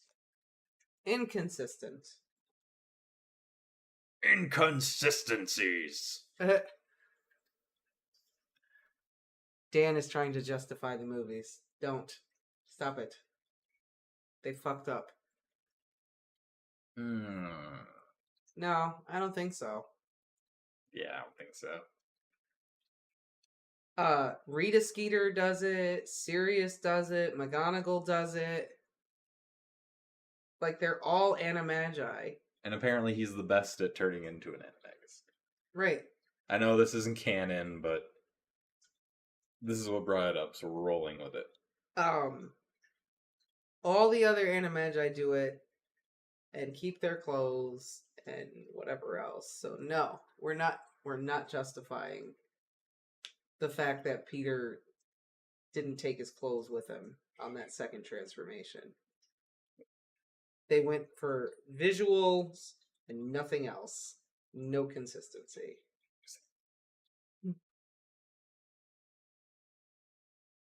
All right. Also, Lupin, like, all of his clothes just ripped off. What happened to him? They find him naked in the Forbidden Forest the next morning. Or, he hulked out where the crotch of his pants has some super amazing stretchability to it. So he's just gonna have, like, some torn trousers. Yeah, I don't know. But yeah, most likely he was just, completely naked, laying in the forest. Awkward. Who found him? Probably Snape. Woke up the Slytherins early. Wake up, children. We're going on a field trip to the Forbidden Forest. Oh, Mr. Lupin, what are you doing out here, unclothed? The night after the full moon, kids.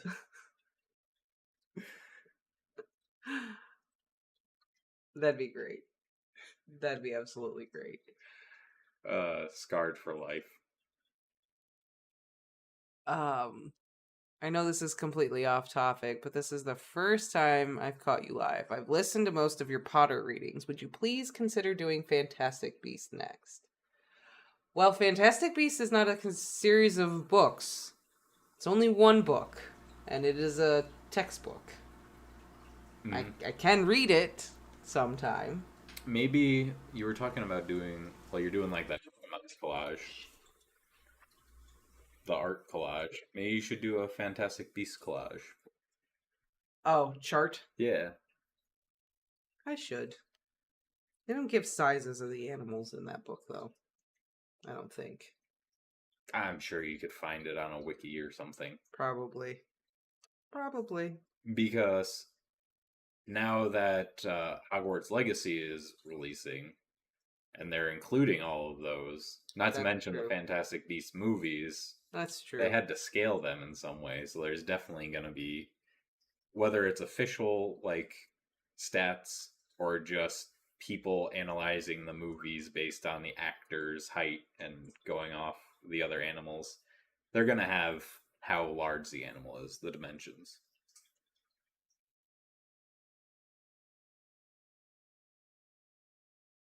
So yeah. I could. Have to be motivated. Just saying. All right. Might be an idea. Are we ready for the next one? That's true. In this fanfic, Remus does become naked for this. So this one has some consistency. That's true. That's why he takes his clothes off every time.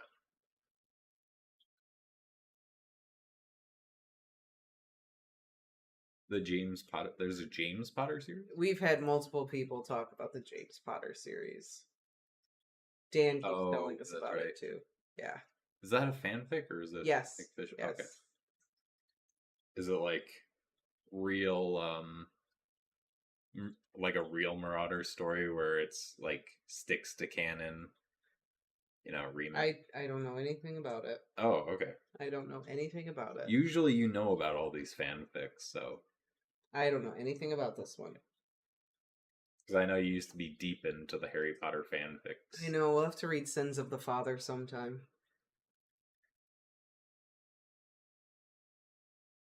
Are we ready? We are trying to finish this so we can go on to some other stuff. It's about Harry's children. Oh, okay. We are trying to finish this. First, before we do any more fan fictions. Alright, are we ready? Yep. Chapter 140, 7th year. Brilliant Ideas. Saturday, 25th of February, 1978. Remus didn't think he'd ever hated fire whiskey more. When he woke up the next morning, his throat was raw, his limbs ached, and his head was throbbing. He'd take on full moon over a hangover any day. At least after a full moon, everyone was sympathetic. Someone else groaned from their bed. There were loud footsteps, as whoever it was ran to the bathroom, slammed the door, and began to throw up noisily. "Lovely," Sirius murmured from the pillow next to Remus. "All right in there, Pete," James shouted. He was met with an alarming gurgling sound from within the bathroom. "Bit of breakfast'll sort you out," James advised. Remus heard James's feet hit the floor. He began to whistle a jaunty tune. Bloody perfect Potter and his immunity to hangovers. Remus's stomach growled. Breakfast sounded good, despite the stabbing pain behind his eyeballs. Sirius raised his head at the noise and grinned. "All right, Moony." He nodded weakly. "Thirsty. Hungry. Suppose I'm not getting my Saturday lie-in then," Sirius sighed overdramatically. He whipped back the duvet, then the curtains to climb out. Remus sat up slowly. "Pyjamas?" he grumbled, feeling around under his pillow. "Yeah, you put up a bit of a fight on that front," Sirius chuckled, stretching and yawning. "You said you were too hot. You threw them across the room and I gave up." "Defeatist," Remus replied, clambering out of his bed in his boxers to look for them. He'd have to go and use the shared bathroom up the hall. It didn't sound like Peter was coming out any time soon. His eyes stung in the bright morning sunlight, and he bent over, feeling about on the floor for his pyjama shirt and bottoms like a confused gibbon. "Morning, lads," Lily said from the end of James's bed. "Shit!"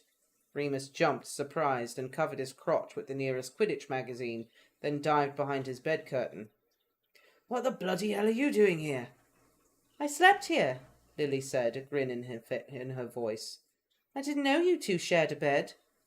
"I didn't know you two shared a bed," Sirius replied indignantly. He threw Remus's pyjamas. "There you are, Moony. Make yourself decent." Remus was going to kill James. What did he think he was playing at, inviting girls into their bedroom? Surely there was an unwritten rule on that. Was nowhere sacred. He pulled his pyjamas on as quick as he could over his underwear, then hurried out of the room. "I didn't see anything," Lily called after him, giggling. Christ. Thank goodness it was Saturday. They made slow progress to breakfast, but in the end even Peter made it down, though he was still very pale and quiet, and just sat sipping his tea. Remus, meanwhile, loaded up his plate until he couldn't see the china pattern. Weekend breakfasts were the best. Fried eggs, thick Cumberland sausages, dark fried mushrooms, bacon, golden toast slathered in butter, baked beans, fried tomato, black pudding. He was seriously going to miss Hogwarts food. "Why is Remus eating a hangover breakfast?" Mary asked, pouring herself some orange juice. "And where were you all yesterday afternoon?" "Think you've answered your own question, MacDonald." Sirius winked. "You lot have all the fun," she grumbled. "Not fun," Peter replied, his head in his hands. Bad time." "Have yourself something to eat, Wormtail," Remus suggested, swallowing his own mouthful. "You'll feel better." "I think he's frightened he'll lose an arm," Sirius smirked as Remus reached for another portion of bacon. "Yeah, that was the last slice of toast, Moony," James complained. "Oh, for goodness sake, the plates refill, don't they?" Remus rolled his eyes. "I always wondered how that happens," Mary mused, watching as the toast rack was magically replenished. "It's not that complicated," Sirius said. "Basic teleportation spell. The house elves have tables directly beneath us in the kitchens. They load that up, then transport the food up to the corresponding plates above." "Sort of like a magical dumbwaiter," Remus nodded, now constructing himself a very complex sandwich. "Sounds complicated to me," Mary said. "I'm useless at teleportation, though. I had to retake my apparition test 3 times. "It's easier with inanimate objects," Remus said, helping himself to catch up. "And they're only sending it directly up, so the destination part doesn't take as much effort." "I tried to use it to clean my room once," Sirius said. "I just transported all the messy stuff into the room above mine, except I couldn't get it back after. My mother had an impenetrable lock on the attic, and I accidentally transported my bed, so that caused a bit of a row." James and Remus sniggered. Peter raised his head. He said. "What?" Lily asked. You're not going to be sick again, are you? No, I'm just thinking. Merlin, Sirius teased. Better get him a pain-killing draught. Peter diligently ignored him, eyes focused on the plate of food. Could we do it on a larger scale? He asked. The teleportation thing. You mean like getting food from the kitchens to our dorm? Remus asked. I don't think so. I think only the house elves can do it. Would be great, though. No, Peter frowned, shaking his head. More like what Sirius was saying, with beds and trunks and furniture. Yeah, probably, Sirius shrugged. I'm guessing that's how everything ends up on the train at the end of term. Powerful bit of magic, though. Took me half a day to do my bedroom. Mind you, I was 14. We've got loads of people, though, Peter said, now looking up at James, grinning. We could do it. Peter, James was starting to smile now. Have you just had your best bloody idea in 7 years of pranking?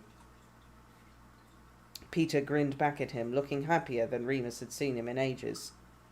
Emergency cooperative meeting, James carried on, standing up excitedly. Spread the word.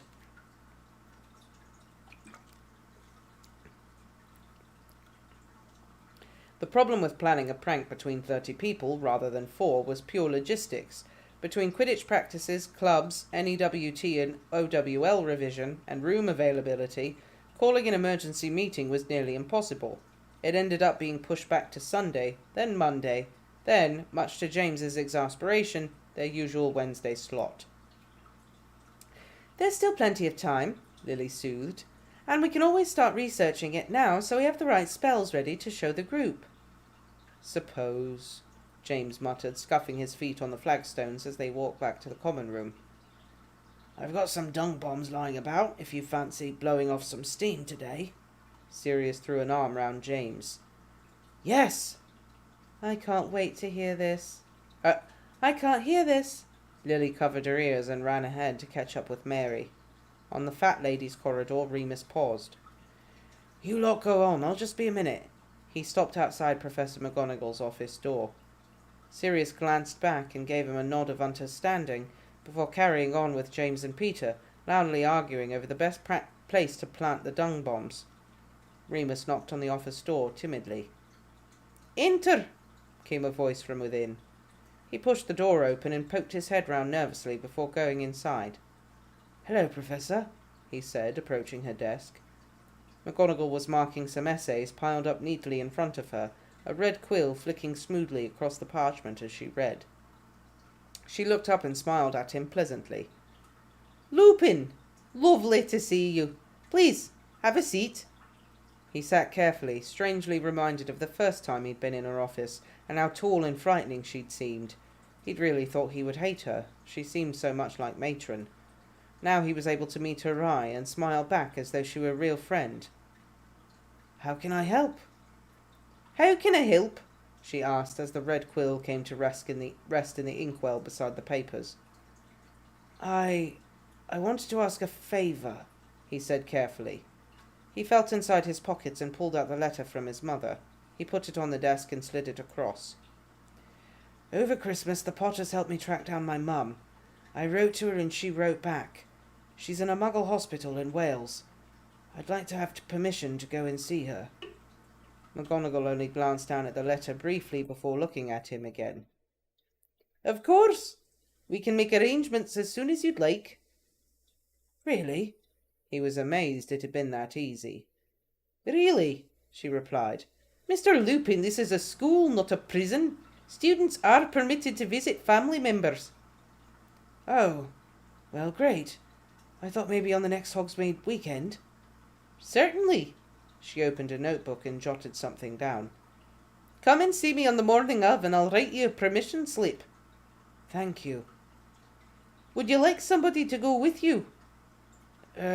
No. Thanks, but no. Now that he'd done it once, he realised that it was something he needed to do alone. He wasn't looking forward to breaking that to Sirius, but there was no helping it. I'm very pleased for you, Remus, McGonagall said, smiling again. You know that my door is always open if you need somebody to talk to.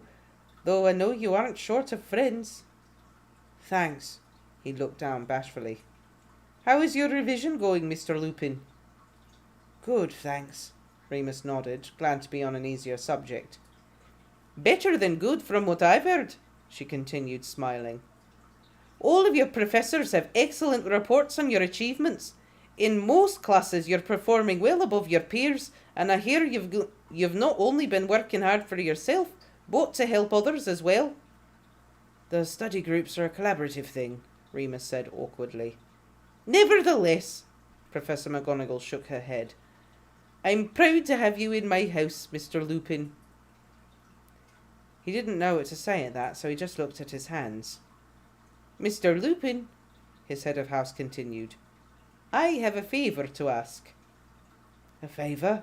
Remus looked up, surprised. What on earth? Yes. McGonagall looked a bit sheepish and leaned in slightly. As I'm sure you know, the final Quidditch match of this year will be taking place in April, just before exams. Yeah, James has the schedule posted in our room with an enchanted countdown in seconds and everything. McGonagall smiled fondly. James has been an absolute asset to the team. He's led Gryffindor on a winning streak during his time here. The team he has assembled is first rate, primed to win their 6th cup in as many years. Which brings me to my problem. You want my help with a Quidditch problem? Indeed. Now I cannot go into too much detail, but I am sorry to say that Alexander Gordon, our beater, will be returning home for the rest of the term. I shall be telling Potter on Monday. Of course, a replacement must be found as soon as possible, which is why I wanted to speak with you first. Professor, I'm awful at Quidditch, Remus said, breaking out in a cold sweat. McGonagall stared at him with a frown for a moment before breaking into a highly out-of-character chuckle. She raised her hand to her mouth apologetically. Goodness, Lupin, I didn't mean to suggest, though I'm sure you're quite capable on a broom, it wasn't you I had in mind. Oh, Remus exhaled, his shoulders relaxing. Oh, good. How can I help? Well, McGonagall turned serious once more. We do have a rather good beater already in Gryffindor, but as you're aware, he was struck off the team 2 years ago. Sirius. Now, I don't wish to condone his behaviour, nor diminish the enormity of the incident which occurred in your 5th year. No. Remus swallowed, finding his mouth quite dry. He didn't like to think about that. Not ever. Like his hip, it was a pain which sometimes resurfaced, but one that he had to ignore in order to keep going. And I stand by the punishment he received, his teacher continued.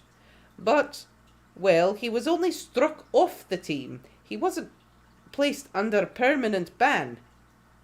Right, Remus nodded soberly. So he can play again if he wants to. Remus, I'm not going to allow it unless you agree, McGonagall said, placing a hand on the desk between them. It was you that Sirius put in danger, and if you feel... No, Remus said. Yes. Let him back on the team. Are you sure? She peered over her spectacles at him as if trying to read his expression. Absolutely, Remus forced a smile. Of course. It was 2 years ago. McGonagall watched him a bit longer, then smiled back, visibly relieved. He'd done the right thing then, the thing she'd wanted. Thank you, Mr. Lupin, she nodded, leaning back again. I'll tell Potter first thing tomorrow. Great, Remus nodded, getting up from his seat. Thanks, Professor. See you Monday.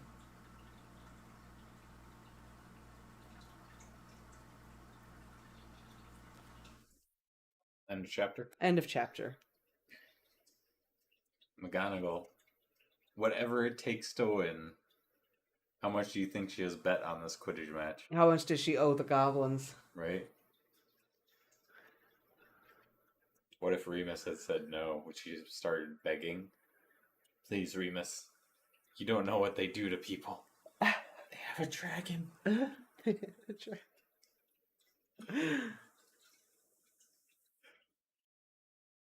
The writer certainly diminished it. We didn't get anything of that plot. Snape will be happy about this new development. Oh, yeah, I'm sure Snape's going to be super excited about that. Oh, yeah. Well, Overjoyed.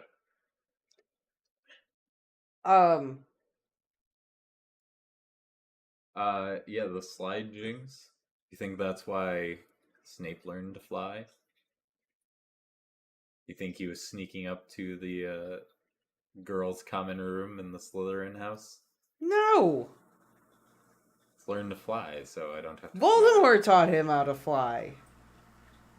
Does he say that? Or maybe he learned on his own? Voldemort's the only one who can fly. No, because Snape can. Maybe Snape taught Voldemort. No, what I'm saying is Voldemort is the only other person that can fly. Yeah. They could have learned it independently. Snape did not. No. Voldemort taught him how to do it. You think Voldemort learned to sneak up to the girls' common room? I don't think Voldemort would have been interested. Yeah, you never know. I don't think he would have been interested. Voldemort doesn't want in that way. Look, he was a kid once. Teenager with hormones raging. You never know. No, Snape was not pervy. Hagrid can fly. Well, wait, what? No, he can't. It would have been funny, though, if he could, with his pink umbrella, doing the Mary Poppins.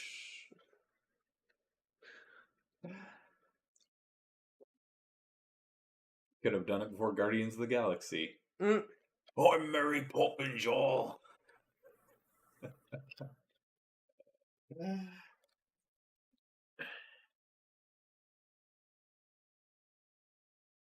I don't know. This was okay. Yeah, it was okay. I feel like it's building up to some. Well, we know it's building up to the prank. Yeah, the prank. What do you think they're gonna do?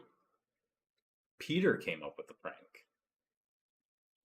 Yeah, Peter came up with the idea. Better late than never, I guess. That's right. So, senior prank gonna teleport something.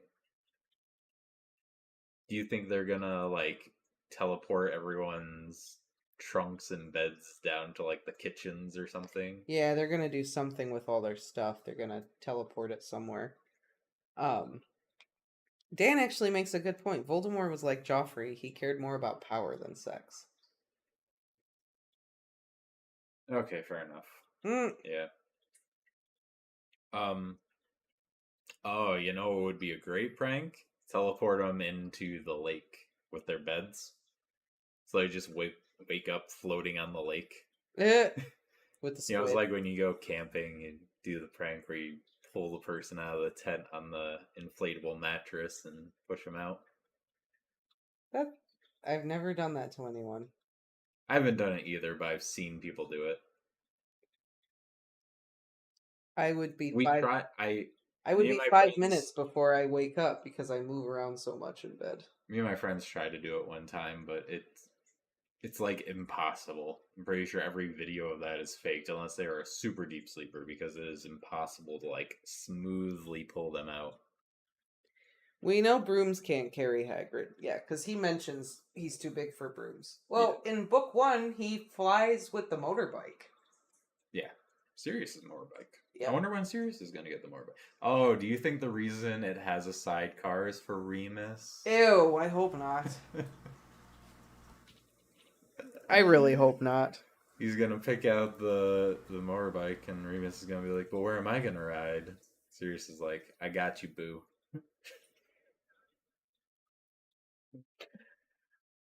Picks up the sidecar. Yeah. No. That's the reason. Ew. Hey, Methan. The sidecar is for groceries. It's for babies.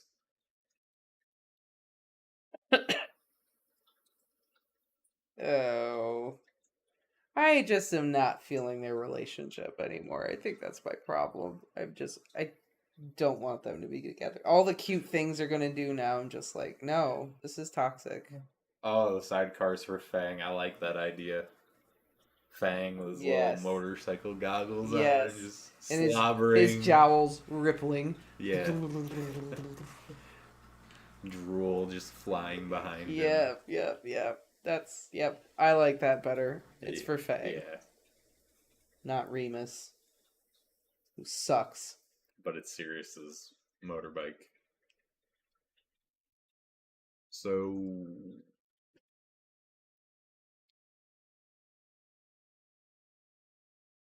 raises the next question. How small must Sirius look on that? Because it looks like a normal motorbike for Hagrid. I wonder if they made it bigger for Hagrid. Maybe. Like they enlarged it for Hagrid. Maybe. Or maybe it really is that big and Yeah, the sidecar. Yeah, the sidecar is there. No, he has him wrapped up in his arms. Yeah, okay, that's right. So yeah, maybe it is for Fang. It's for Fang. Because yeah, it's not in the beginning of the first book. Alright, so yeah, it's for Fang. It's not for Remus. Remus doesn't deserve it. Remus doesn't deserve anything right now. Really hating on him. I am hating on him. I mean, I can't defend him. Yeah. He's been a bit of a jerk. He's been such a jerk. I don't even like being in his head right now. Even in the last couple chapters, just like, Remus should have to ride behind Fang. Yeah. And face the drool slobber yeah. slapping him in the face. That's right. Maybe Sirius wanted to put baby Harry in there too.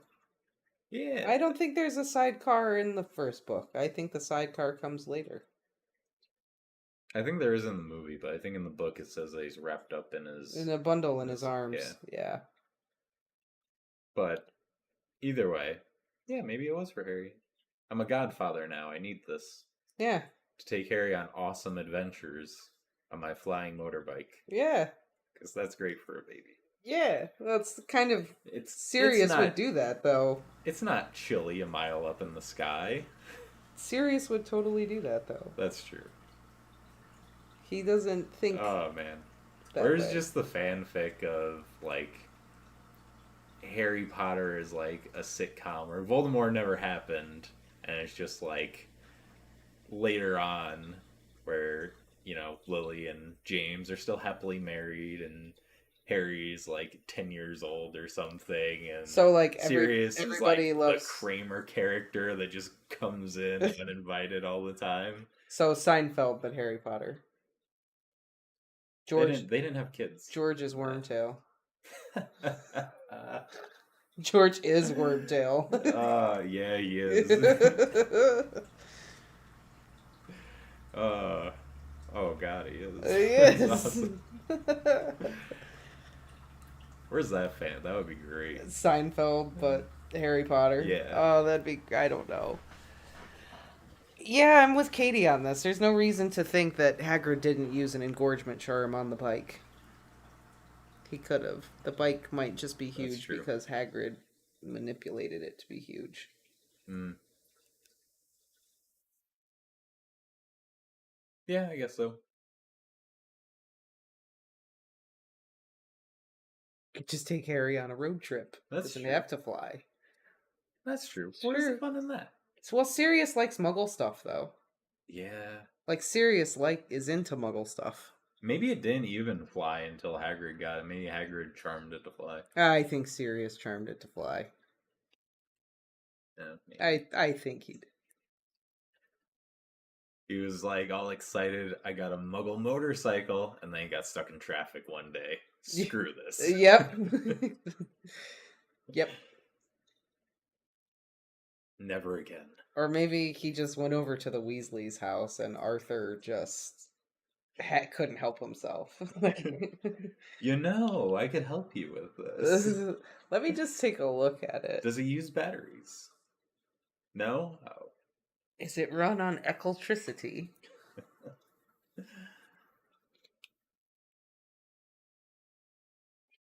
Maybe all. I mean, that's. They were in the order together. Arthur does have the flying car, so it kind of makes sense. Arthur has a flying car. They were all in the Order of the Phoenix together. I bet Sirius just rode up on that thing one time, and Arthur was just like, mind if I try something? yeah. Can I look at that? Molly is not here right now. She won't be back for like hours. Oh yeah, that'd be great for like the Seinfeld. I don't know who Arthur would play. Arthur. Who would be Newman? Snape.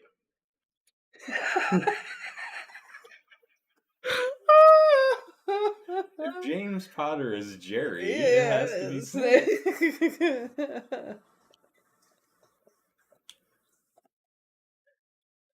You're right. You're right. Oh my god. That's so good.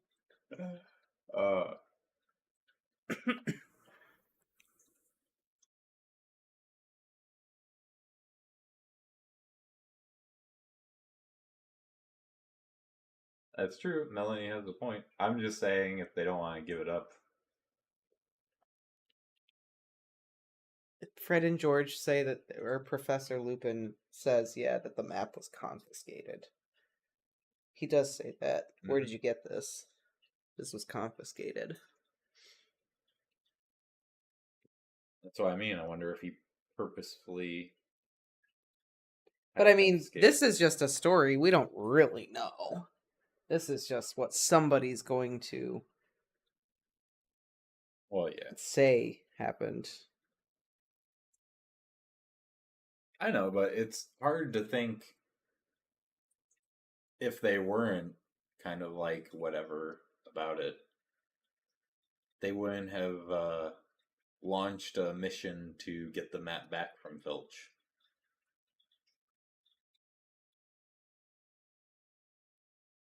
I don't know. I mean, Fred and George got it back easy enough. Well, yeah, they were in there for detention and they just took it. That's what I mean. It wasn't that hard.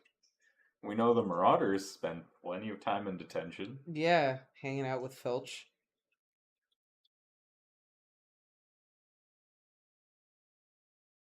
I think this story is going to do something different.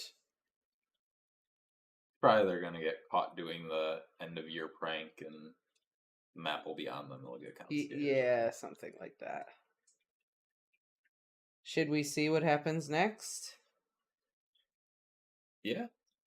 All right, let's see what happens next.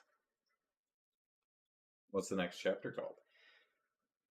Chapter 141. 7th year. How many more 7th year chapters do we actually have? Actually, I'm going to look.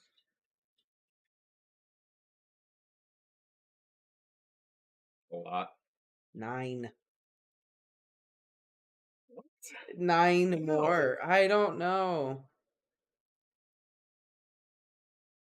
I mean, you really only need like maybe 3 more chapters, maybe 2 setting up said prank, and then there are 9.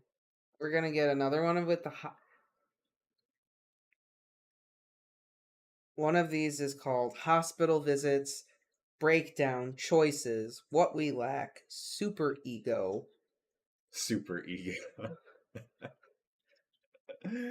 Oh man, that's fun. Just like piecing together the story just from the chapter titles. Breakdown, Super Ego. What We Lack, Super Ego, Night and Day, The Final, Legacy Part 1, Legacy Part 2. I'm not excited for the breakdown. No, me either, but that's going to be awful. All right, Katie, I figured it was getting late for you, but thank you for popping back in. This was nice. Yeah. That's true. Filch could have confiscated the map from someone other. Dan is just like, super ego sounds like a bad chapter. I don't know if yeah, but Remus knew it was confiscated. So I don't think he would have like bequeathed the map to anyone else. Bequeathed? What? Did you just say bequeathed? Did I? Yes. Oh, either way. Remus bequeathed the map. Either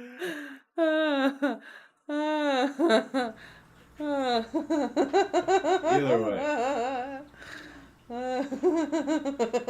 He knew it was confiscated, so they had to have confiscated it during Remus's time. I heard you. I heard you. Have a good night, Katie.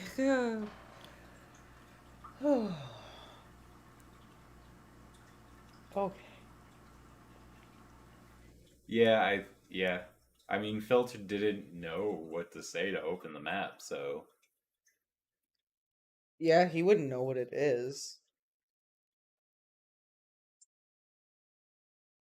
I don't know. We'll have to see what happens. I guess so. Alright, I guess let's hop into this chapter, see if we can get one or two more done. Okay. Ready, Lola? Chapter 141. 7th year. Star. Star? Yeah. Moon?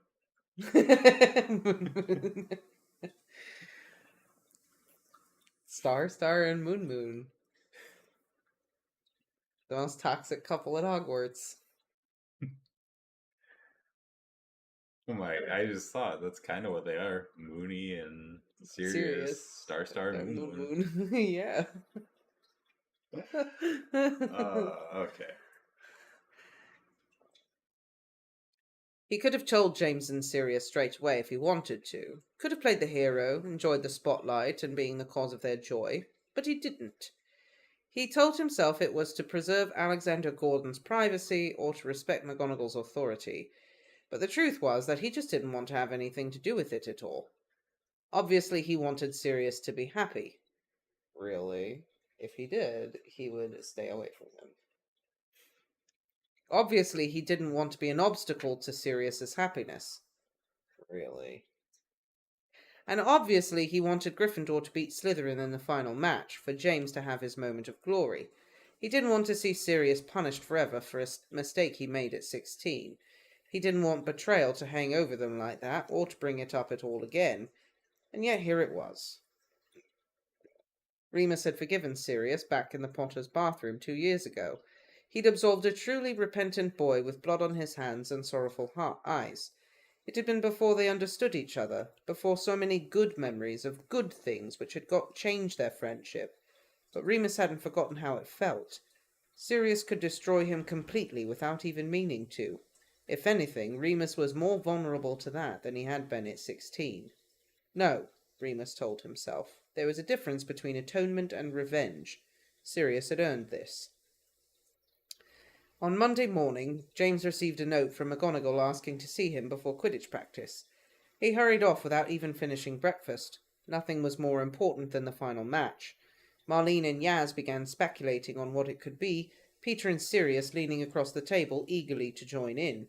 Remus just waited, feeling half pleased and half something else. As breakfast was finishing, James' muffled voice began emanating from the two-way mirror in Sirius's robe pocket. Padfoot! Quidditch pitch! Now! What do you reckon he wants? Sirius scratched his head as they got up from the table. Oh, I think you'll like it, Remus replied cryptically. Go on, he sounds excited. You know what it is, don't you? Sirius eyed him suspiciously. Maybe. Don't you want me to walk you to care of magical creatures? I'll manage. Go, hurry. Remus didn't see James and Sirius again until after lunch, and both of them were grinning from ear to ear. James had the Quidditch schedule out and was marking out extra practice days so that Sirius could get back up to speed. "You were right," Sirius beamed, practically bouncing in his seat as Remus arrived. "I did like it." Remus just smiled back. It was enough to see him happy. And if love was something you did, then Remus hoped this was enough. "What are you so happy about?" Marlene asked, sitting down opposite the boys. "Say hello to your new beater," Sirius burst out. James laughed, nodding. "Oh!" Marlene smiled brightly. "Excellent. What happened to Gordon?" "Gone home," James replied. "Not supposed to ask." "Ah, well, anyway," Marlene shook her head. "That's fantastic. I've missed having you watching my back. So how come McGonagall let you? I thought you got kicked off for doing something unspeakable." "Oh, yeah," Mary added, stirring grated cheese into her leek and potato soup. "I remember something like that too. What'd you do?" Sirius visibly balked at this, his eyes widening. Remus frowned slightly. Was this the first time it ever occurred to him? Had Remus been agonizing over the implications of an event Sirius barely remembered? He decided to rescue him nonetheless. You can't expect Sirius to remember every stupid stunt he pulls that gets him into trouble," he said cheerfully. The girls accepted this and lunch continued, but Remus could feel Sirius's eyes on him the whole time. Apparently he'd caught up. Well, Remus thought, at least it was only take him a few hours now. Last time it would have taken months. Throughout the rest of the afternoon lessons, Remus's gut instinct was to be evasive, to make a quick getaway after his final class and stay in the library as late as he could, then go straight to bed without speaking. But really, he tried to reason himself, wasn't that just another way to punish Sirius? It certainly didn't demonstrate forgiveness. He hadn't forgotten their recent fight and how Sirius had called him bloody exhausting. It had actually hurt his feelings quite a lot at the time, and he knew that this was because it was so painfully true. So he'd try it Sirius's way. "Fancy a walk after dinner?" he asked casually, tapping the box of matches where he kept his cigarettes and sometimes something more recreational. "Yeah?" Sirius smiled, surprised. "Sounds good." Pudding appeared on the table in front of them. James was taking notes on the teleportation mechanism and kept picking up plates as soon as they emptied to see if they would refill mid-air or land on the table itself. "Potter, if you drop even one treacle tart, I'll have your guts for garters," Lily threatened. It was easy enough for them to get away that evening, and they wandered toward the astronomy tower, because the evenings were nice now that winter was finally on its way out, and no one would have a go at them for smoking. They interrupted a couple of fifth years clumsily groping on the parapets, and used their seventh-year privilege to send them on their way. "Honestly, when we were their age, we never—" Sirius tutted disapprovingly. "Sure you want to finish that?" Remus raised a wry eyebrow. They settled down. Remus rolled up his robes to use as a cushion, and they sat with their backs to the wall, companionably rolling spliffs. "I'm really happy for you," Remus started after his first inhale. "About the Quidditch. You deserve it." "Thanks," Sirius nodded, sounding relieved. I asked James and he said McGonagall asked you if it was okay first." "She did," Remus agreed, keeping his voice steady. "Obviously I said it was fine." "Obviously." "I'm really grateful. You didn't have to. I would have understood." "Really?" Remus looked at him finally. "Of course," Sirius said earnestly. "I deserve to be struck off. I deserve to be expelled for what I did. Locked up in Azkaban. I got off easy and I know it." "I never wanted you to suffer," Remus said. "I hated you for it, I won't lie. But I forgave you then, and I can't keep holding a grudge. You've made it up to me, like you said you would." He felt a bit lightheaded saying all of this. It wasn't much, no, but he knew they both felt the weight of the words. Sirius had always tried to understand him harder than everyone. "Still," Sirius replied, placing a hand over Remus's, "if you're still angry about it, that's okay. I still feel guilty about it. It's the worst thing I've ever done. We don't have to talk about it. Remus shifted uncomfortably. He really didn't want to talk about it. I just want you to know that I do still feel responsible. I don't blame anyone but myself. Not even Snivelus. Not even her. Who? Remus frowned, lost. He felt Sirius's leg stiffen beside him, saw his hand tremble for a moment. My mother, he said quietly. His breathing was shallow, and he spoke so quietly that Remus had to strain his ears to catch it all. Do you remember what happened that Christmas? It was when I got kicked out. Remus nodded. How could he ever forget? It had been one of the worst nights of his life, and he'd had more than his fair share. Sirius continued, looking down at his knees, curling up smaller against the stone rampart. She'd done stuff before. I mean, you know about that, the cutting and the silencing, and that time she vanished my hair. And I thought this sounds weird, and I know this sounds weird. I never thought she'd do that. She threatened to disown me all the time, threatened to do all sorts. But when they started getting in deep with Voldemort, I never really believed her. He paused, apparently to take a few deep breaths, then pressed on bravely. It was always the most important thing when I was growing up. Family loyalty. I know they froze out Andromeda, but Mother knew we were still in touch. She didn't try to stop it. So I thought, well, they must be planning to forgive her one day, bring her back into the fold, because she was family. And it was arrogant of me. But I never really thought it would happen to me.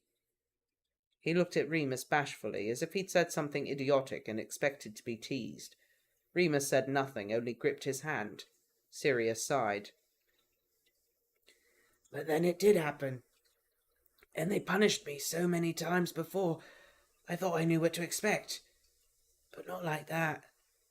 I'd never been so scared. His eyes were shimmering now, and he was staring angrily ahead. I hated it, feeling that way, and all I could think, lying in bed at the Potters, was how you or James would have done better, been braver, or figured out a way to fight back. I didn't fight back because they were my family. Sirius? Remus tried to sound gentle, but Sirius shook his head, wiping his eyes quickly. No, it's okay. I'm not telling you so you feel sorry for me. I'm not making excuses. There's no excuse. I'm just... I don't know. I'm trying to explain. Anyway, that happened at Christmas. And then I was living at the Potters after that, so it was all okay for me, wasn't it? Like, I was safe and I had nothing to be scared of. But I still felt like she could get me. I had these nightmares, remembering the curse. Sorry, I know it sounds stupid. It doesn't sound stupid at all. Still, I felt I had to do something, and maybe I didn't always have the best ideas. You know what I was like, all over the place, acting like a twat. Me and James, we both used to egg each other on, didn't we? And Snape was so easy to pick on, because he's so foul and nasty already. Godric's so nasty. He tried to attack Mary, and then him and Reg tried to hurt you too, remember? And he just kept going, no matter what we did, and I just... Not like Snape is like my mother or anything. I think there are at least 6 degrees of evil between them. But he made me feel the way she made me feel. And I couldn't control it. I just wanted to make him scared, make him feel it too, so that maybe he'd stop. It's no excuse, and I'm so sorry, Moony. Remus had not let go of Sirius's hand. Something strange was happening inside him. Something which he rarely felt outside of a full moon. A fierce and overwhelming desire to protect this boy sitting next to him, to make sure he was never frightened again. He pulled Sirius to him, taking his spliff and pressing their lips together. "It's forgiven," he said. "I mean it." Sirius didn't speak, just looked up at him, grateful and happy, and Remus thought if he could bottle that look, then he'd never struggle with a Patronus again. "And you can blame your mother for it if you like," Remus said, pulling away. "She sounds like a right cunt." Sirius snorted with laughter and buried his face in Remus's shoulder. You oik, he chuckled gleefully. I really bloody... Oi, who's up there? Mary came tiptoeing round the corner.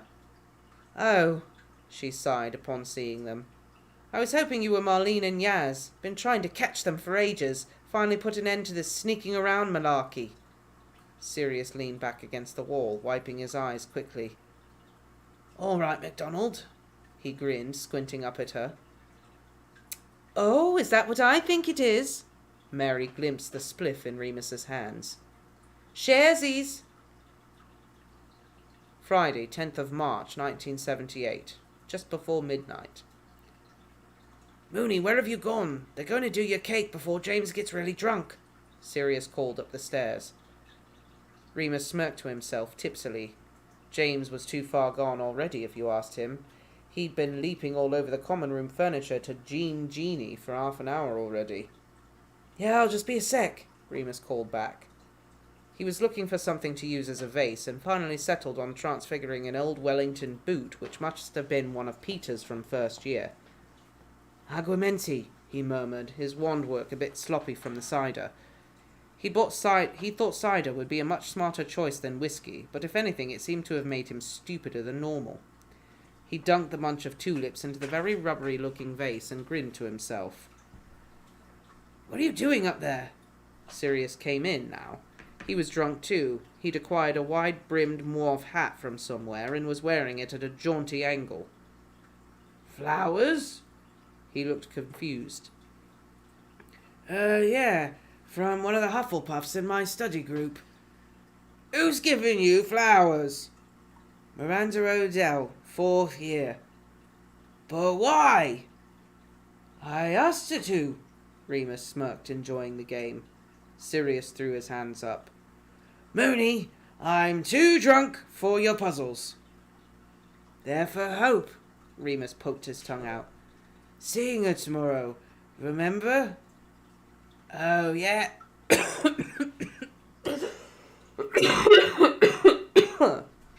Sirius. Tough on the throat. Oh, yeah. Sirius smiled again, eyes practically violet under the shade of his ridiculously flattering purple hat. Looking forward to it? Do you know what? I sort of am. At least I don't want to throw up like last time. Progress! Sirius flung his arms out. The volume of the music downstairs increased by a few decibels as the trilling guitar started all over again, and James's voice could be heard booming. A small genie snuck off to the city, strung out on lasers and slashback blazers, ate all your razors while pulling the waiters. James really likes that song, eh? Remus grinned, hands in his pockets, enjoying being away from it all for a little bit. After years of trying, Bowie's finally got to him, Sirius returned, taking a few coy steps toward Remus, leaning against the bedpost in that devastatingly casual way. Are you enjoying the party? He tilted his head down as he asked, eyes big and flirtatious as a girl's. Very much, Remus bobbed his head, returning the smile. Someone invited Lockhart, the prick. Oh, yeah? Yeah. How come he's like that, anyway? Remus just shrugged, eyes fixed on the way Sirius swung his hips unconsciously back and forth in time at the bass, reverberating from the floorboards. When they left school, Remus would buy him 100 pairs of black jeans, and that would be all he'd allow him to wear. Want your present? Sirius asked suddenly, catching Remus's eye. You already got me a present, Remus protested. A full year's supply of chocolate frogs, though Remus was pretty sure he could polish it all off by the time exams were over. I'm allowed to get you one more thing, Sirius said petulantly. He strode away from the bed, legs apart, and waved his hands flamboyantly through the air like a muggle magician. Then, with a dramatic bow, he swept the hat from his head in one fluid motion, delved his hand inside, and withdrew a small metal thing. He handed it to Remus, who could smell that it was solid gold. It was a rectangular case, just bigger than his palm. It had the same leafy vine-like design as his gold locket watch, and felt good and weighty in his hand, He snapped it open to find a row of 18 neatly rolled cigarettes nestled inside. The inside also had a design on it, delicately etched so that the finely hewn lines gleamed when they caught the light. It was a glimmering night sky with a large celestial moon in one corner and Canis Major picked out in a mother-of-pearl inlay. Sirius, Sirius, Remus said quietly, staring at it. So you can get rid of that manky old matchbox. Thank you. It's beautiful. Oi, you two! Hurry up, or Wormtail's gonna start on the cake! James screamed up the stairs, ignoring Lily's attempts to shush him. Remus and Sirius grinned at each other and headed down, holding hands right until the bottom step. The common room was in incredible state, barely recognizable. Multicoloured fairy lights hung from every rafter, balloons drifted up and down like weird bloated jellyfish, the suits of armour were occasionally belching flame-free fireworks, and there were people on every stretch of carpet and bottles on every surface. God. Genie lives on his back. Genie loves chimney stacks. He's outrageous, he screams and he brawls. Most of the revellers were now leaping about the room with all the grace and dignity of kids on pogo sticks, led by James, Peter, Lily and Mary, who were jumping the most vigorously. James stopped when he saw Remus and raised his arms, cheering. Dada. Moony! Cake! Peter began to chant. Cake! Cake! Cake! Everybody joined in, and the crowd parted for Christopher and Marlene, who carried between them an enormous rectangular cake the size of an overstuffed pillowcase. As they brought it to Remus, he saw with a flush of delight that it was decorated with chocolate buttercream icing to look like a gigantic leather-bound book. My two favourite things, he laughed, ignoring the elbow in the ribs from Sirius. He blew out the candles and cut the cake, making the same wish both times. After that, James started leading everyone in a series of toasts, each one more convoluted and elaborate than the last, encouraged by Sirius and Peter. That meant at least two more pints of cider and some of Mary's witch's brew when he ran out. Remus's last memory of his 18th birthday was some lunatic deciding to put on Goat's Head Soup, which had to be his least favourite Rolling Stones album, but he was pissed and he didn't care. The jumping and flailing continued, and the room was hot and loud and sweaty, and everyone was red-faced and grinning. And Remus didn't even care when Lily pointed and laughed at him as the final track began to play, and everyone belted out at the top of their lungs. If I ever get back to New York, girl, gonna make you scream all night. Yeah, you're a star fucker, star fucker, star fucker, star. Yeah, you're a star fucker, star fucker, star fucker, star fucker, star. A star fucker, star fucker, star fucker, star. Wow, okay, that went on a little bit longer than I expected. So many times they said it. I have to read what the words say according to the book with no pictures. Star, star, and moon, moon. Star, star, and moon, moon. And Lola she has to find the loudest toy to play with while we're recording.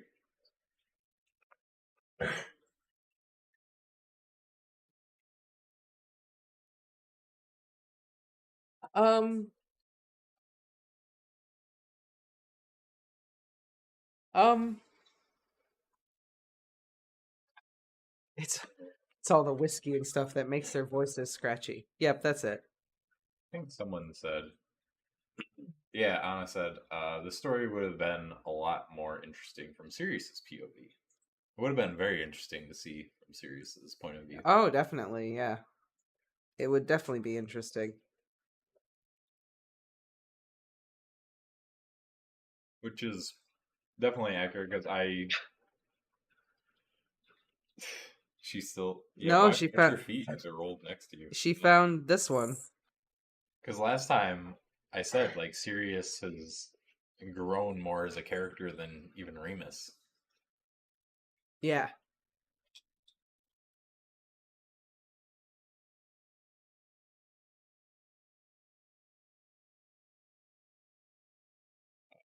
A starfucker, I guess.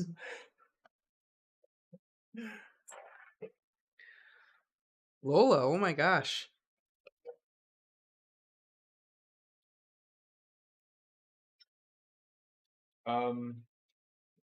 Yeah, I don't know. That was just a solid chapter, I guess. Another party chapter. I feel like we've got a lot of party chapters. Dan said the drinking is getting a little repetitive. They've Yeah. been doing it a lot. I mean, I get it. They're at that age where they're partying a lot, but come on. Gotta do other interesting things, too. They're the Marauders. Yeah. I don't know. This was just alright. Yeah. It wasn't bad. Melanie, I think you're right. I think the sidecar is put on in 7 for Harry. Yeah. It's definitely not in book 1. I have to go back and check the movies, see if The movies messed it up. yeah, because it might just be my memory interpreting that way, but I remember it having a sidecar when Hagrid lands at number 4 Privet Drive. I don't remember, yeah. Ren liked the bit about the buttercream icing. I mean, I'm not a fan of icing, so. I'm not a buttercream person. Like, it's okay. But can I have a sip of water? Because, No. yes, Sirius is rough.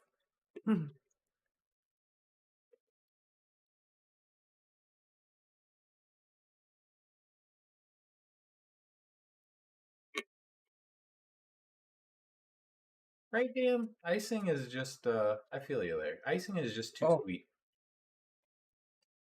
Oh, no. She's chewing on them. We need those. Don't do that. I like frosting depending on... Lola's gonna look like the cat from Christmas Vacation. She keeps chewing that.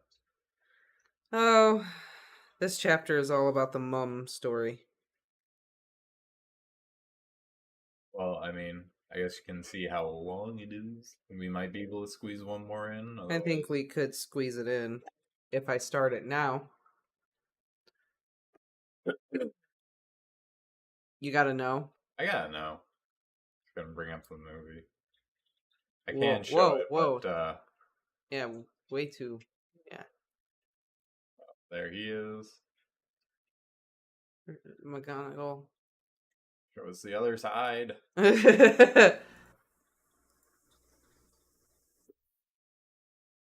Alright, so the bike comes. It does not have a sidecar. No, okay. no sidecar. Not in the movie either. So they got it right. Yep. Yeah, it's just put on. I was just You just wanted to remembering know. it wrong. Yep. Alrighty, here we go.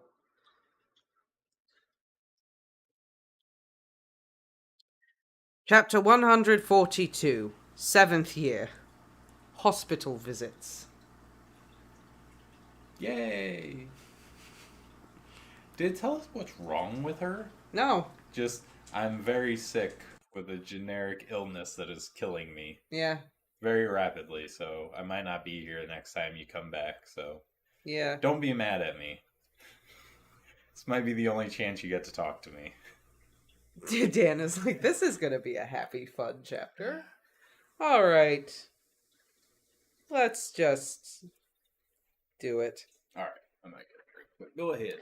She loved tulips. She loved daisies. She loved forget-me-nots and gerberas, and roses and daffodils. She loved every flower he brought her. He always tried to bring something. Flowers were free, and as long as he kept Madame Sprout on side, and Hope hadn't much... As long as he kept Madame Sprout on side, and Hope hadn't much appetite, so chocolate was no good. They had 5 more meetings over the spring of 1978, and Remus would forever mark each of them by the flowers he'd brought her.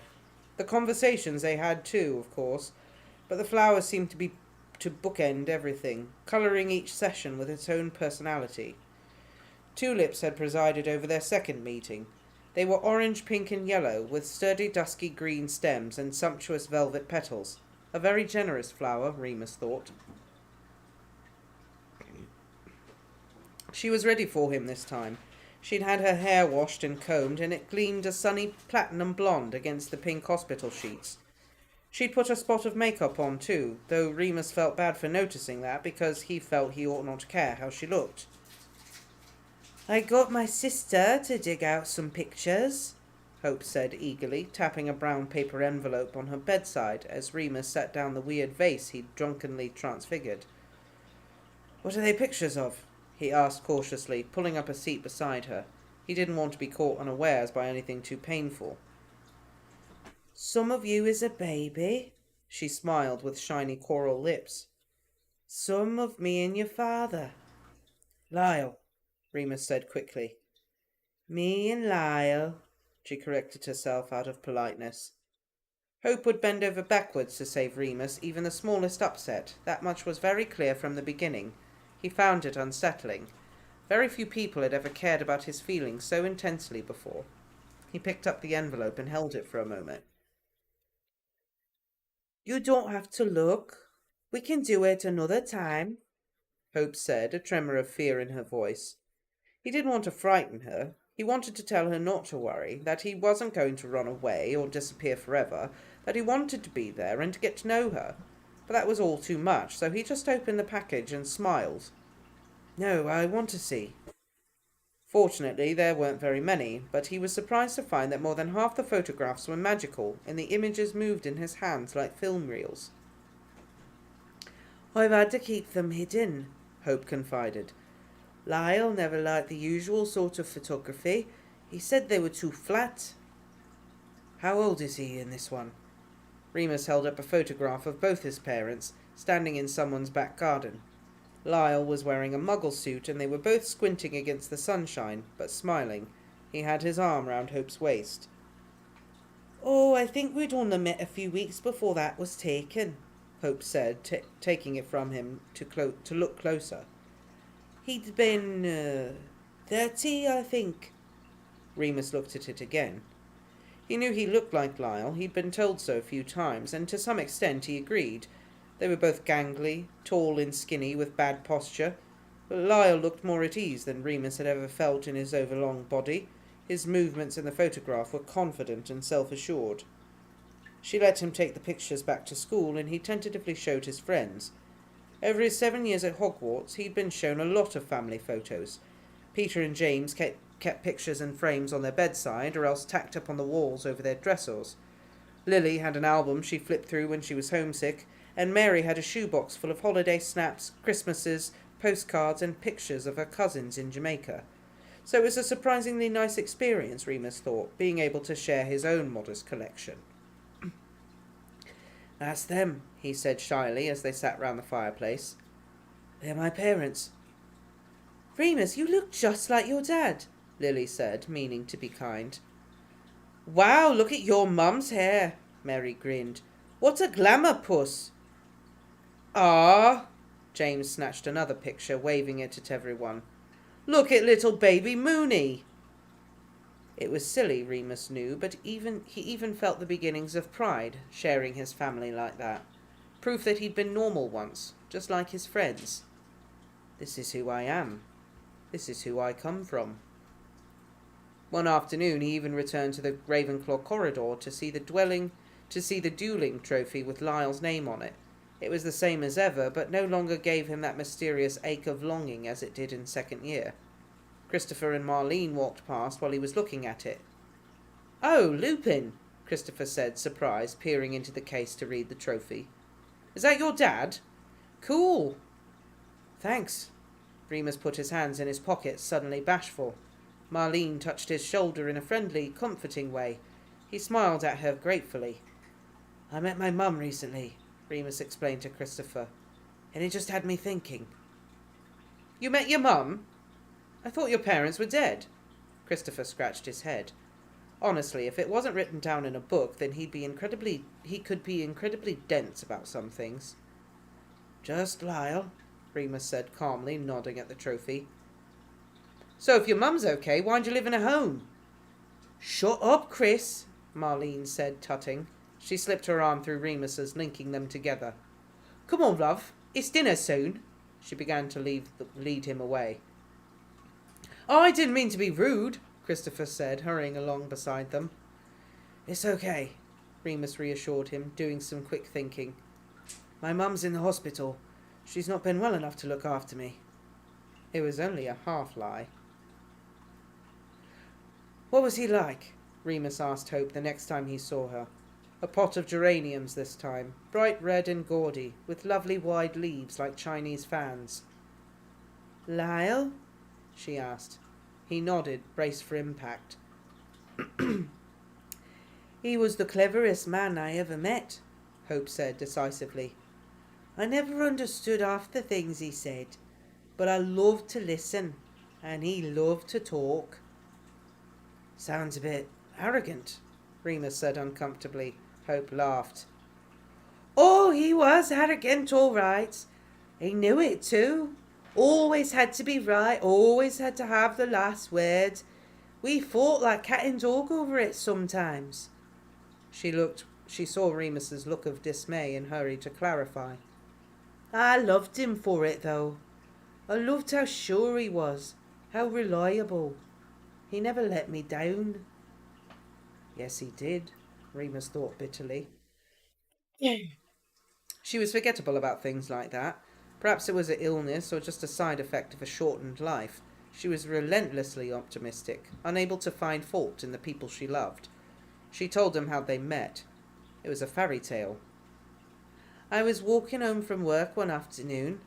I was an operator at the telephone exchange back then. I took a shortcut, same one I always did, from the main bus stop in town, through a little bit of woodland. Then, from out of nowhere, this man came and attacked me. A vagrant, I thought, or an escaped prisoner. I screamed. It was Lyle who saved me. Well, I loved him the moment he held me in his arms. He was a hero. Of course, he told me later it had only been a boggart, but it was still very brave, wasn't it? Remus nodded absently. I've met some people who knew him, he said. They told me he had a terrible temper. What? No, she frowned. He got het up sometimes, don't we all? But he was always kind and always gentle with us. He hated violence. Right, Remus nodded. He never knew what to think about Lyle. Nothing about him ever felt real because nothing Remus ever learned could wipe away what he'd done. Conversations with Hope weren't always difficult. Often they were very pleasant. They talked about small, inconsequential things, likes and dislikes, favourite foods, favourite films or songs. She loved the Beatles and Fairport Convention, and most of all, she loved Simon and Garfunkel. She liked sad songs. She hummed along to The Only Living Boy in New York, but when it came on the record player, but America was her favourite because it made her cry. I'm empty and aching, and I don't know why. Sometimes she was very unwell and she dozed, wavering in and out of consciousness. He just sat by and read his book until it was time to go. She even asked him to read to her once or twice. I don't care what it's about. I just like your voice. She would smile under heavy eyelids. He liked those times. He really felt like they belonged to each other then. Have you asked her why yet? Sirius asked him one evening when he'd returned from a day at the hospital. Asked her why what? Remus yawned, stretching out and placing his feet in Sirius's lap. He thought they could get away with that. It wasn't too intimate, and the common room was relatively quiet. You know, why she never got in touch. Remus frowned. He leaned his head back on the arm of the settee and stared up at the ceiling. No, he said. I don't see the point of asking. I'd want to know, Sirius replied, fiddling with Remus's bootlaces. Well, Remus replied coldly, that's you. Okay, Sirius replied. Sorry. Remus felt a twinge of guilt. Sirius had been extremely sensitive about bringing up Hope, letting Remus take the lead when it came to discussing it, so it wasn't fair to snap. In truth, he was terrified. He wanted very much to know exactly what Hope had been doing with herself for 13 years, but he knew there was no answer that would satisfy him. The other children that had been mentioned by the nurse on his first visit were never brought up, and she didn't wear a wedding ring. There were no other photographs around her hospital bed, and no sign that anyone else was visiting. And Remus was selfish. He liked having Hope all to himself, pretending there was no one else in the world. It was the only way they could communicate for now, he decided, to shut out all the noise of other people and to just be themselves together. "That's a big book," she smiled, waking up halfway through another visit. Daisies that time. Big, cheerful, friendly flowers. "What's it about?" "History revision," he explained, closing it carefully now she was awake. "I've got my final exams coming up." "Clever boy," she murmured, her eyelids fluttering. "What's your best subject?" History, I suppose," he replied. "But I good at charms, and I like care of magical creatures a lot." "Just like your dad." She smiled, eyes closing. Her face was very pale that day, and he didn't try to correct her. She was obviously exhausted.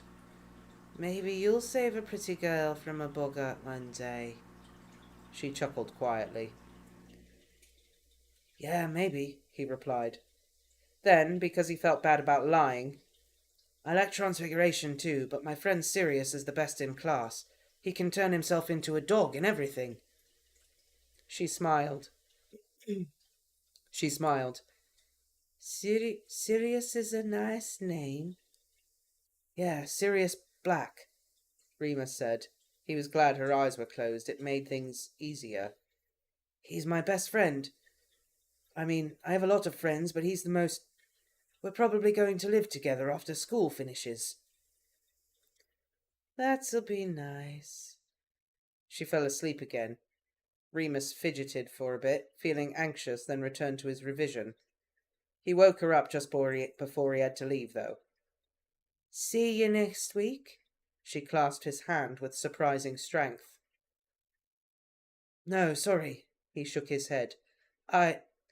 Next Friday's a full moon, so I won't be able to travel on Saturday." "Full moon," she murmured, taking a few seconds to understand. When the fog cleared, she had a sharp look of panic, which Remus couldn't bear. "Maybe I can come on Sunday, though. I'll see." He bent down and kissed her cheek very lightly. She began to cry, and he had to go. He was halfway across the ward when he heard her mutter, "Damn you, Lyle Lupin, you bastard."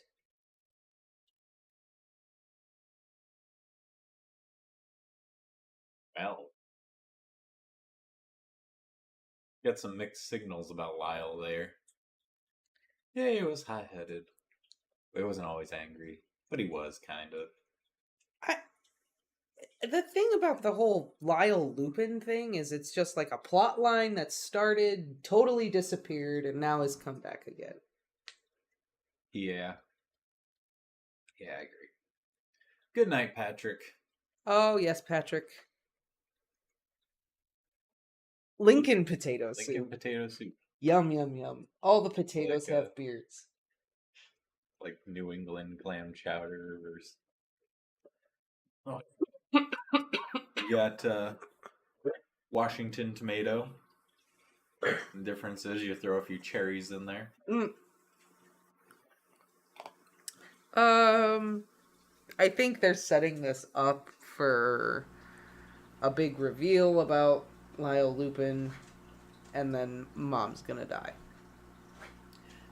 Yeah, I kind of expected this chapter to end with, like, she's gonna die this week or something. Yeah, and or she's gonna die while he's during the full moon or something, and he's gonna come back to visit, and she'll be dead or something. Yeah. Because they're really trying to pull on the heartstrings of how Remus is so invested about visiting his mom now. Yeah. Even though we don't know what's wrong with her. I know. It's just, she's sick. Yeah. That's it. Yeah. It's like she has whatever Charlie's grandfather had in Charlie and the Chocolate Factory. So Remus just needs to tell her that they're going to a chocolate factory. She'll be fine. Yeah. And Remus is the person who believes chocolate will heal anything. That is true. That is true. Yeah, I was also, I'm with you, Dan. I also thought that maybe she would just, like, die at the end of the chapter, too. Yeah. But she didn't. Yeah, I thought it was going to end with, you know...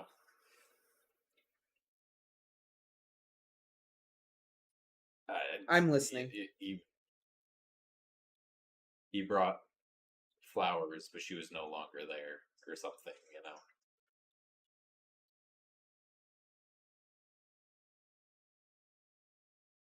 I don't know. I have a feeling like beginning of next chapter, she's probably gonna die. Probably. You want to get up on my lap or something? What's up? What's up, boy? Use one pence. Are you skipping ahead again? I'm just looking at the next chapter. What's the next chapter called? Breakdown. Yeah, she's gonna die. I And we're gonna have another sad Remus slip. I've looked in here. Saving that for next time. I'm also pretty sure that like him and Sirius are gonna get in a fight again. I'm sure, because anytime anything bad happens to Remus, he takes it out on Sirius. Sirius could do so much better. Maybe Remus is just a gold digger. Oh, that's a thought, isn't it? Look, Remus has said multiple times once he gets out, he's not going to be able to find work. He's a werewolf. It's going to be rough for him. He just wants Sirius for that. Has said many times he's independently rich. Yep. That being said, though, now we are only down to 1, 2, 3, 4, 5, 6, 7. 7 more chapters till we finish year 7. Oh, 7, the most magical number. That's right.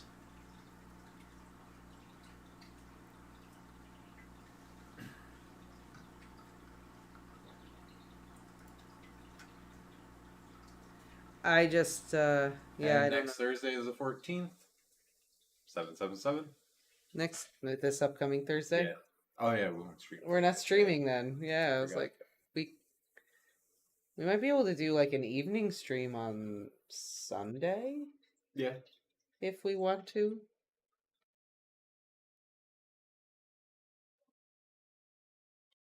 Maybe we can make that happen. Because I'll probably be back here by 5 or 6 or something. Yeah, there's no mention of Remus's parents in the books. I think Lyle might be mentioned, but no, actually on Pottermore, there's a whole article that actually tells the true story of Remus Lupin. Yeah. And his parents were alive and very loving and caring. Yeah. I don't know why the author chose to do this. So they can make him broody and angsty, I guess. For a good reason. I don't know. I'm not sure. I don't know. I mean, this is okay. I guess it's... I don't know. This is better than what we were reading before. Mm-hmm. So... I guess I'll take it. I think 7th year has just gone on too long. It's a lot. I think we're kind of dragging it out. We are really dragging it out. I mean, I get the whole it's our final year at Hogwarts, but yeah, I think I had I was justified in being optimistic because things are starting to look up. So maybe it will, you know. There's just the downturn. Now we're going back up. Things are gonna get good for the final 40 chapters. Maybe, yeah. I mean, that is true, Dan. We do have emotion other than feeling crappy about ourselves. So, that's a plus. The whole thing with his mom, though, like, I just don't care that much. I mean, but I think it's because it wasn't. I like the idea that you go see his mother, and that's fine, but it kind of feels shoehorned in That's at this point. Yeah, that's what I'm trying to say. It's like I'm not invested in it because it was just not a natural build up to it happening. Yeah. It was mentioned once, dropped. They should have written a couple of letters first or something. There should have been more build up to what's going on right now, and it just That's what I mean. Have him write letters for the rest of the year, and maybe he goes and sees her for the year after. Yeah. Dan is actually, I want to care, but don't as much as I feel like I should. Yeah, that's what I mean. Bailey! Oh my god.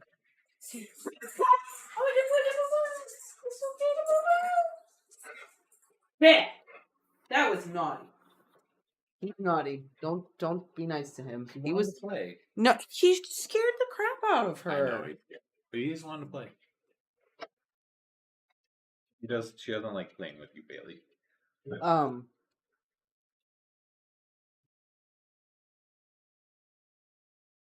He was trying to play with her. Yeah. He was. He really does. She's growling. She's growling at him. It's okay to boo-bans. Yeah, our cat Lola, the gray and white cat that was sitting on my lap, when he was a puppy, she used to play with him all the time. So he likes to play with the cats. Some of our cats tolerate it, and Bobans, Connie, is one of the cats that does not tolerate it at all. No, she hates it. Yeah, he doesn't know how big he is. That's part of it. Yeah. Yeah, I think that's all it is. I don't hate it. It's a little bit cliche. I don't hate it. But I'm not as invested in it as I feel like I should be. So it's just kind of there. I just kind of just want to get out of 7th year and move into the war already. Let's get into the Order of the Phoenix, please. Yeah, that's what I mean. I think things are going to get really good when he's in Order of the Phoenix. I hope. Then it's going to get really mopey and sad. But then it'll probably get really good once he comes back to Hogwarts, meets Tonks. But then it'll get really mopey and sad again when he finds out that Tonks is pregnant. Really, let's get the Potters killed off. Most people made it seem as if it's so awesome. What, the story? Like this fan fiction? I mean, it was super good up until the last 20 chapters, and it just kind of stagnated. Yeah. That's why but it's looking up, so I'm staying optimistic that things will get better. And it's going to have, a great ending. Also, I did notice one thing in one of the chapters that we read where Lily is, freaking out over the treacle tarts. Uh-huh. She's like, don't you dare drop one. Mm. That's Harry's favorite dessert. Yeah, it is. I just thought that was cute. Yeah, that was a cute little thing. But there's not any of that stuff going on anymore. It's very hit or miss. Very few and far between. Yeah. I don't know. Either way, let's be happy. Things are looking up. Things are better. Writing's better. Story's better. Marginally. Yeah. Even if Remus's whole thing with his mother feels kind of shoehorned in, it's written well. Dan said it's well detailed, just the plots get repetitive with little growth. Maddie is saying she was hoping it was all of them. It was going to be a Marauders story with the romance in there, but that it would be all And that's of what them. it was until Remus and Sirius got together. Yeah, now it's it went from all the young dudes to that one young dude. That one young dude. Yep, so Maddie's the young dudes. Not that one dude. Not that one young dude. That's right. Yeah, James and Peter have just been very much just shoved right to the side. And it made sense when they kind of stopped talking about Peter, because you expect him to kind of drift apart from them. That's the reason why he ends up betraying. Yeah, it's got to be There's got to be a catalyst there for Peter to betray them. There's got to be something there. But like James and Sirius are best friends. Yeah. And I kind of understood when, I mean, James was going after Lily. They started talking more, and Sirius and Remus. But like once you're in that relationship and everything, like things calm down. You usually see each other a little bit more. Right. Like all that, well, James and Sirius whispering together, James and Sirius still going off and doing things. Yeah. That it's just the two of them. Like, that used to happen all the time. Lupin get jealous.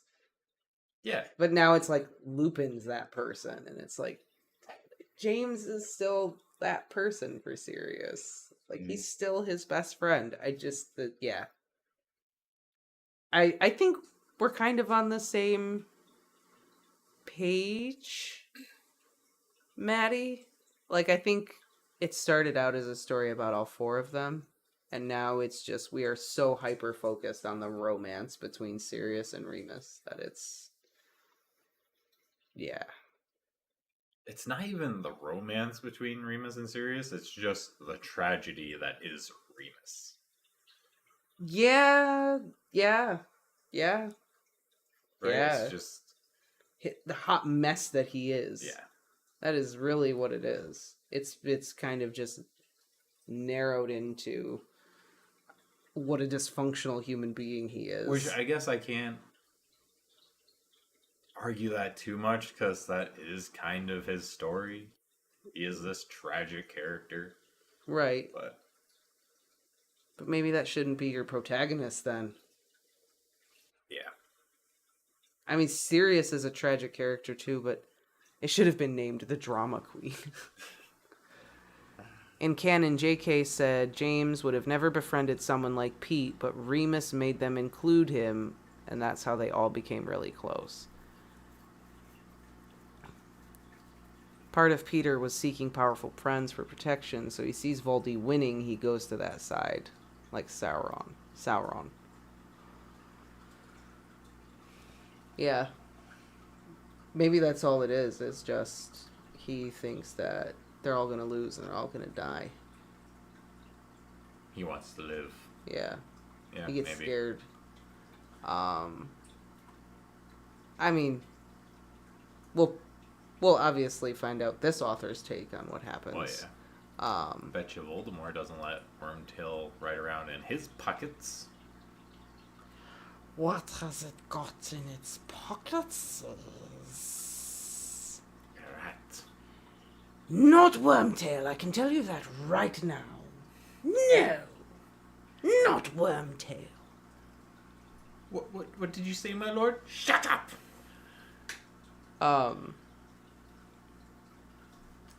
Yeah, I don't know. We're just totally, completely enveloped in Remus's personal problems now. Whereas prior to, it felt like Remus's personal problems were there, but like his friends helped him get through it more then than they do now. Yeah. Well, they were involved in the story then. Yeah. But yeah, I don't know. That's it. I think camping was when it really just tipped off. Yeah. Because camping was like the end of everyone being like super involved in the story. Yeah. Because then everybody camping was the equivalent to Michael leaving the office. Yeah. And right now it feels like Robert California is in charge of everything. That's why it's weird.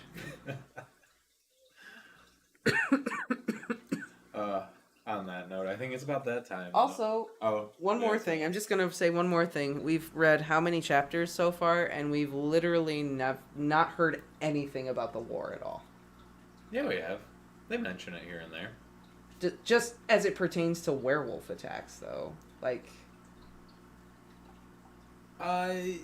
No, there was... I can't remember what year, but one of the Christmases, some family got killed. No. I mean, like, this year. Oh, this year? This year. Yeah. Not throughout the book. I mean, this year. there's been very little about the war, and Yeah, you think there'd be a lot more building up to when they leave and joining the Order of the Phoenix. That's what I'm trying to say. Like, this is the year before they start fighting in the war. Yeah. They're not, and there's nothing mentioned about it at all. I didn't even think about that, but you're right. The only thing they've talked about are the werewolf attacks and the werewolf subplot. But other than that, there's, like, nothing going on. Like, I guess maybe next time.